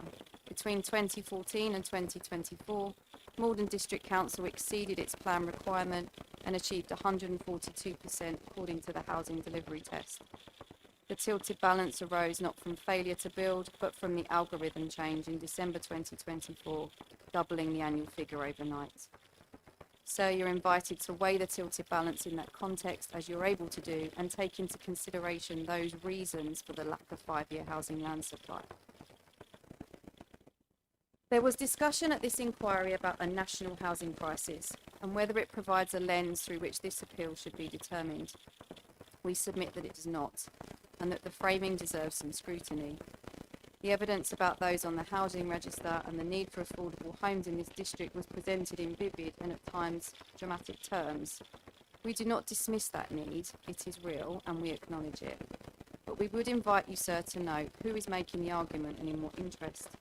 The appellant is a commercial developer standing to make considerable profit from the grant of this permission. This is not a community land trust or housing association bringing forward homes entirely for local people out of social purpose. It is a private commercial enterprise, and the humanitarian framing of its case should be weighed in that context. The housing need figure for Malden is not a locally derived assessment of what this district actually needs. It is a number produced by a government standard method. And we say that if Malden's genuine local housing need were assessed on its own terms, in its own evidence, the figure would be materially lower. That is not an unusual position for a rural district to find itself in. Rural areas across England are under sustained and disproportionate pressure to absorb targets that serve a national ambition. When I was asked directly during proceedings whether I believed Malden has a housing crisis, my answer was no, and I repeat it here, not a crisis. You only have to look at the sites under active construction across most parts of this district to see that. What Malden has is a lousing hand supply figure that has been through movement, significant movement, driven not by local failure, but by a combination of changes to the method by which need is calculated and other administrative issues. A basic interrogation of that journey, set against a delivery record, shows that consistent and sustained overperformance over the last 10 years is a useful corrective to the language of crisis. This council has built homes, it has exceeded its targets. The tilted balance it now faces is the product of algorithm, not a failure. The appeal site lies outside the defined settlement boundary of Malden. That boundary is not an arbitrary line. It is the product of years of evidence gathering, public consultation, and independent examination, designed to concentrate growth in sustainable and appropriate locations to protect the open countryside beyond. Standing on the western edge of this site, that purpose is visible and tangible. Policy S1 is not rendered out of date by the tilted balance. As the Southminster Inspector confirmed in paragraphs 97 and 101 of her decision, conflict with Policy S1 attracts substantial weight and was determinative in that case. The same framework applies here. We say this proposal fails all three of S1's requirements. The site was conceded by the officer to be currently unsustainable. The harm to character and appearance has been independently assessed as harmful. The NHS is with the LPA's own officer describing very substantial harm, and the NHS confirmed that GP practices cannot absorb this growth. Nothing heard at this inquiry for us has resolved those failures. The settlement boundary argument has not been answered.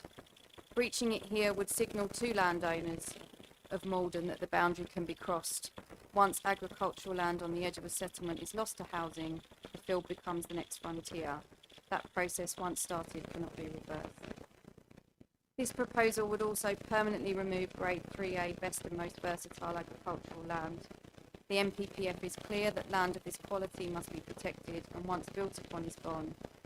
Food security concerns are often mentioned amongst residents, and they are relevant here. The same principle applies to the trees. Mr. Moss gave evidence about the loss of trees on this site, some of which are over 100 years old. We listened to that evidence with considerable concern. The offer of replacement planting does not answer it. A 100-year-old tree cannot be replaced by new planting, not in any timescale that is meaningful to this community. What is being lost here has taken a century to grow, and what is being offered in return is a sapling. The inspector is invited to treat that as an irreversible harm it is. Finally, on to the planning balance. Set against permission is conflict with Policy S1 on all three of its requirements.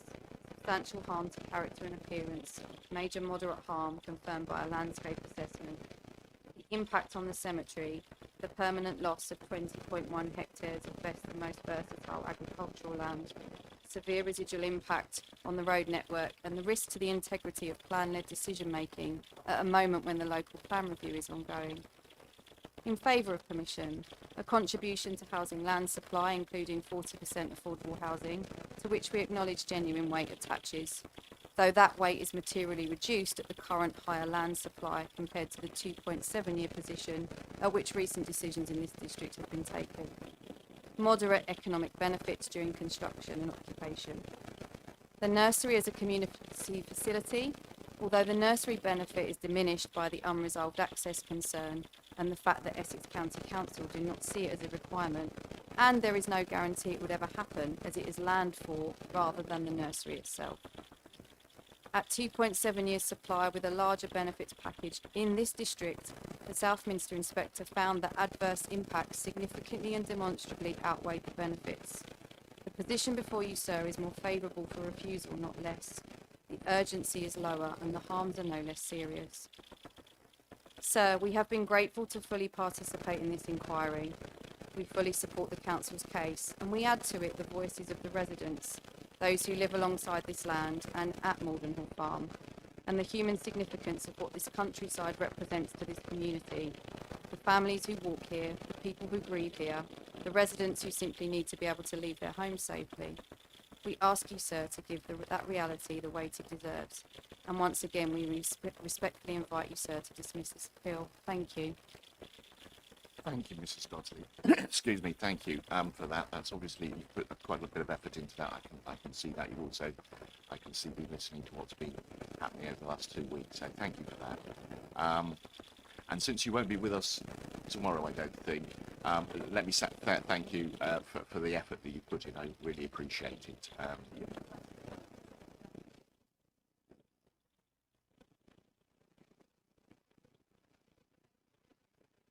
Okay. So if you can give a copy of it electronically or what have you, I need to give that a number because it'll appear in our list of documents that I've received during the inquiry. So that'll be number 17 on my list. So that's the Rule 6 closing. Okay, so we have finished business for today. Are there any housekeeping matters before I adjourn? Yeah.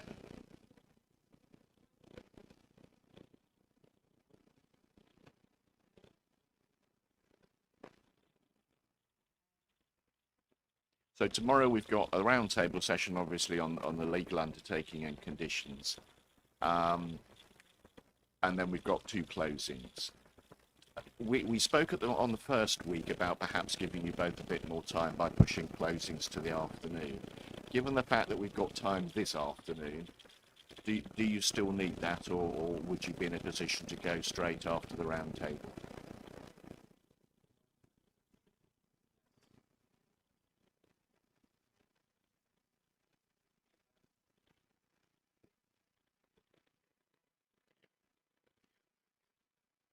So your preference would still be to start in the afternoon on closings?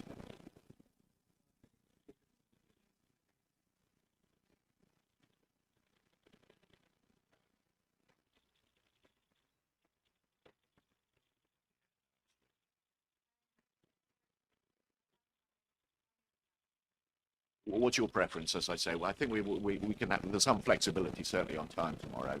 What was your reason for suggesting a somewhat later start?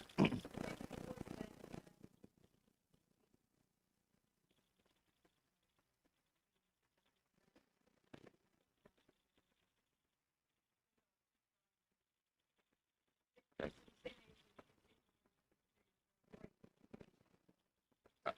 No, no, well, I like the sound of that. I mean, in terms of the undertaking, I haven't got a great deal to say about the undertaking. You've got my comments on the conditions, so I think we can kind of get through that, certainly within, say, an hour, I would have thought. And then in terms of closings, about an hour each, or there or thereabouts, or somewhat longer. What's your feeling?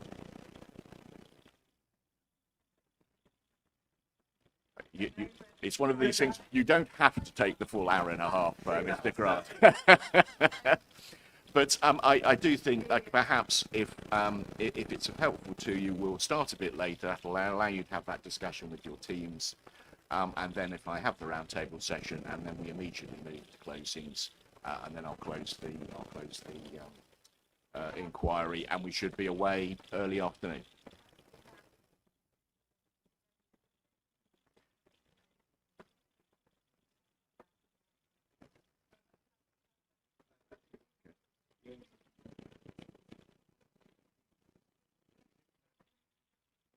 Yes, you can.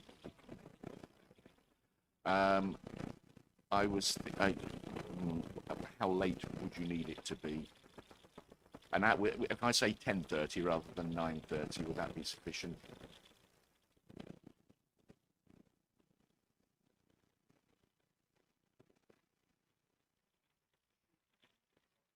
Let's go for that. All right, so I'll adjourn until 10:30 tomorrow morning, and then we'll do business as it's been planned. All right, thank you very much. We're adjourned until 10:30.